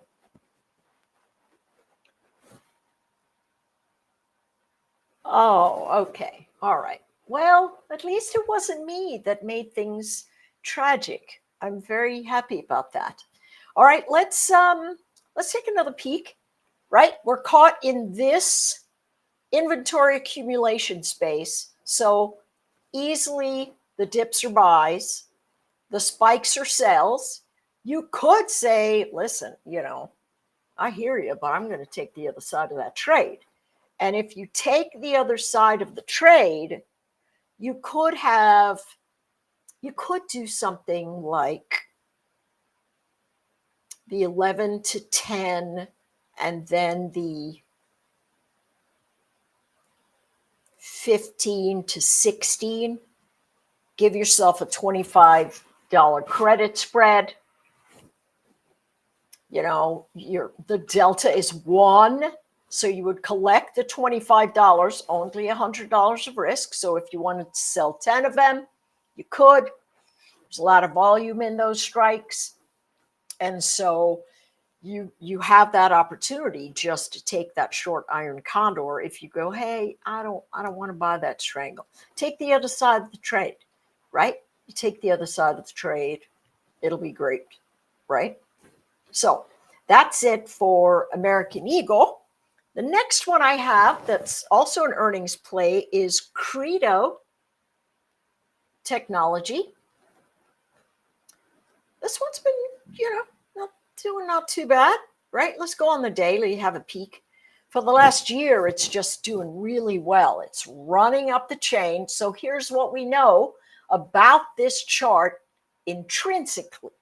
We know that the dips are getting bought. And this moving average that we have here is the 21. And they have come in to that 21 and bought it every time. The last time it spent almost 4 days under there. So that certainly is not something that they've seen since April, but it's the first time. And so a retest of that edge, also not a bad idea. I had technical divergence here, but we do not have it here. Now, what do I mean by that? Here is a high and then a higher high. For momentum, here is a high and also a higher high. So momentum is running with trend for what these guys are about to do. The largest volume event they had was back in June, and it's all the way here, right down at 81. So these buyers that accumulated between 66 or so and 81, I mean, they're whistling Dixie, as it were. So things look really good for them. If we do something like a Fibonacci,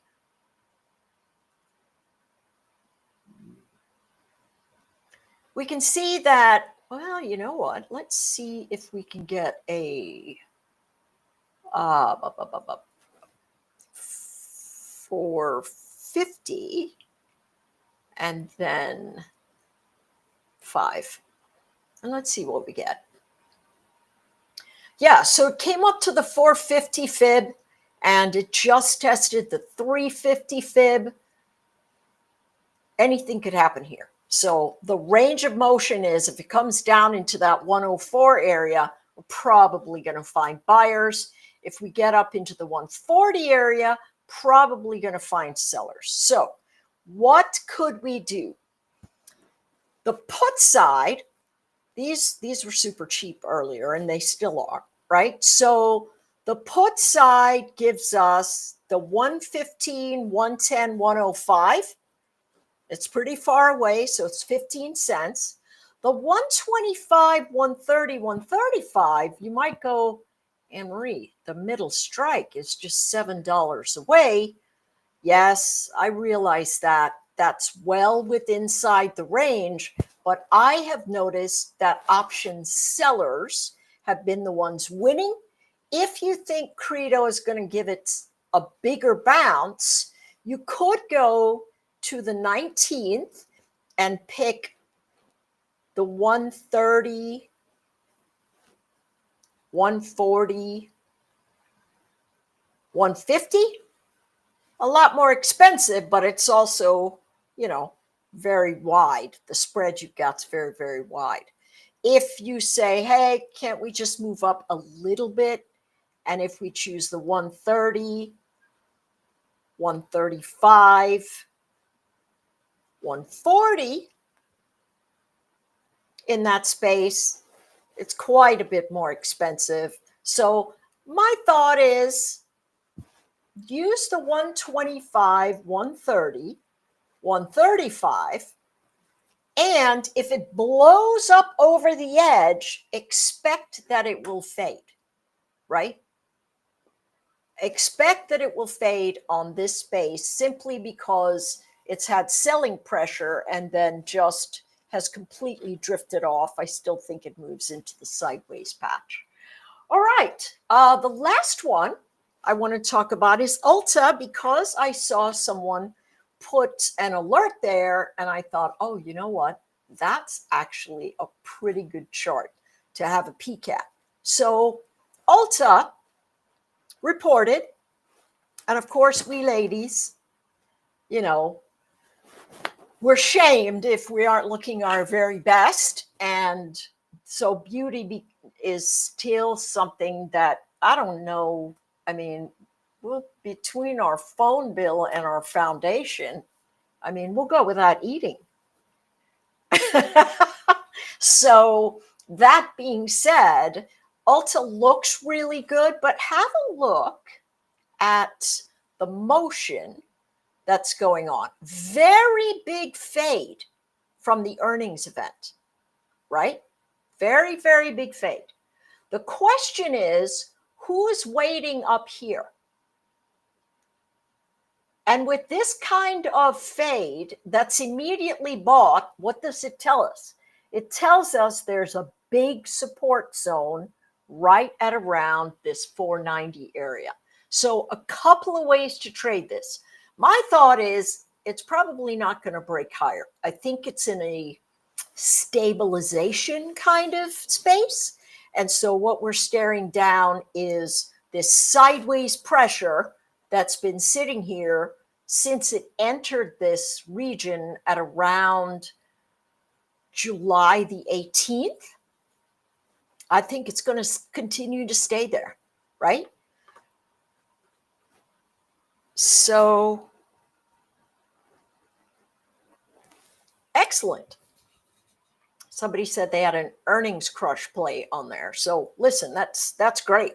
So here are a couple of things that you could look at for Ulta. Now, my thought is they're going to go to the top of the range and then they're going to go back down to the bottom of the range. So both of these butterflies, yes, it can go up and down.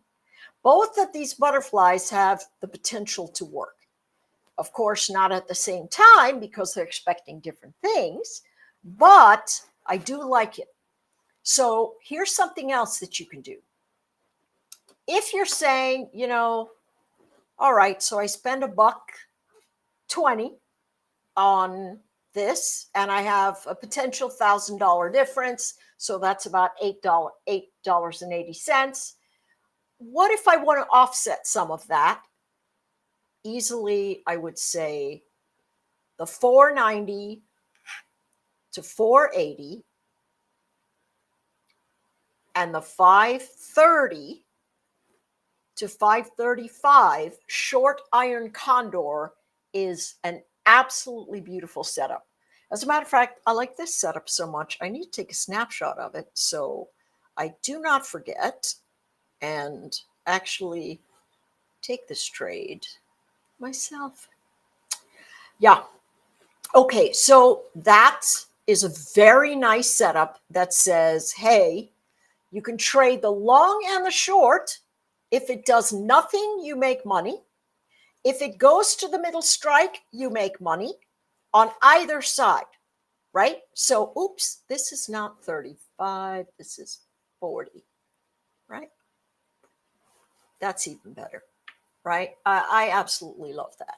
And you might go, well, wait a second, that is only $6 away. If you don't like it, shift it. Remember, you want to take trades that you actually feel comfortable in. And if you don't feel comfortable in the trade, you don't need to take it because you're going to talk yourself out of it. You're going to work 6 ways to Sunday to figure out, hey, am I right? Am I wrong? What am I doing? How does it work? Blah, blah, blah. You're just going to send yourself down. Oh, perfect. You mean next door? Is that what I'm doing next? Paul Meeks and 13. Is that who's coming up next? Producer? Oh, yes. Private chat coming from the producer. You mean need to? Oh, of course I could take it to then. Of course. All right. So I love having the floor here. Let's just take a wide angle look. This is a risk off day, right? We can see a lot of movement into staples and healthcare, all sitting around like that. What's very important in this kind of environment is the following. I want to show you something. Let's take a look at SPY, right? SPY is sitting in a space. Let me hide my studies. Well, first of all, let me save this study set. Yep. All right. And so let me delete all these studies. And all we're going to do is stare price down right now. Okay. So I've got some alerts. We can see that we've been sitting inside of this range from 619 all the way up to where we are. And what we've had is higher high, higher low, higher high, higher low. Now our waves are moving. They're much shorter, right? See the wave action? Big wave, not so big wave, much smaller wave. And now we're coming into a potential floor of support. Here's how you can do this with any of your charts. Any chart you have that carries volume, you want to look down and say, okay, where is the biggest daily volume candle that I can find? And it's this one right here. When you draw a box around it, you can do a couple of things. You can draw a Fibonacci. Oops, that's not what I want to do. I want to draw a Fibonacci. And I want to draw it on the range of that candlestick, but in the opposite direction.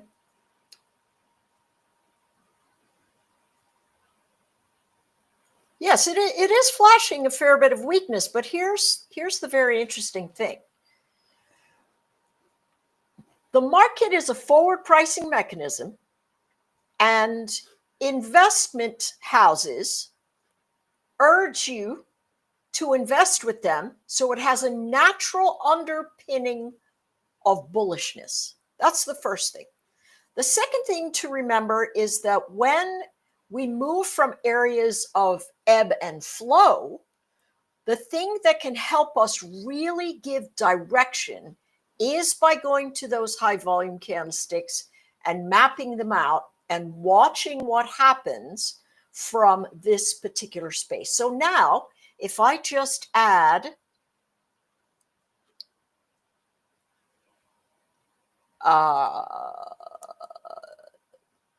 let's do this. what we want to do is add a MACD. And we want to add my volume spike.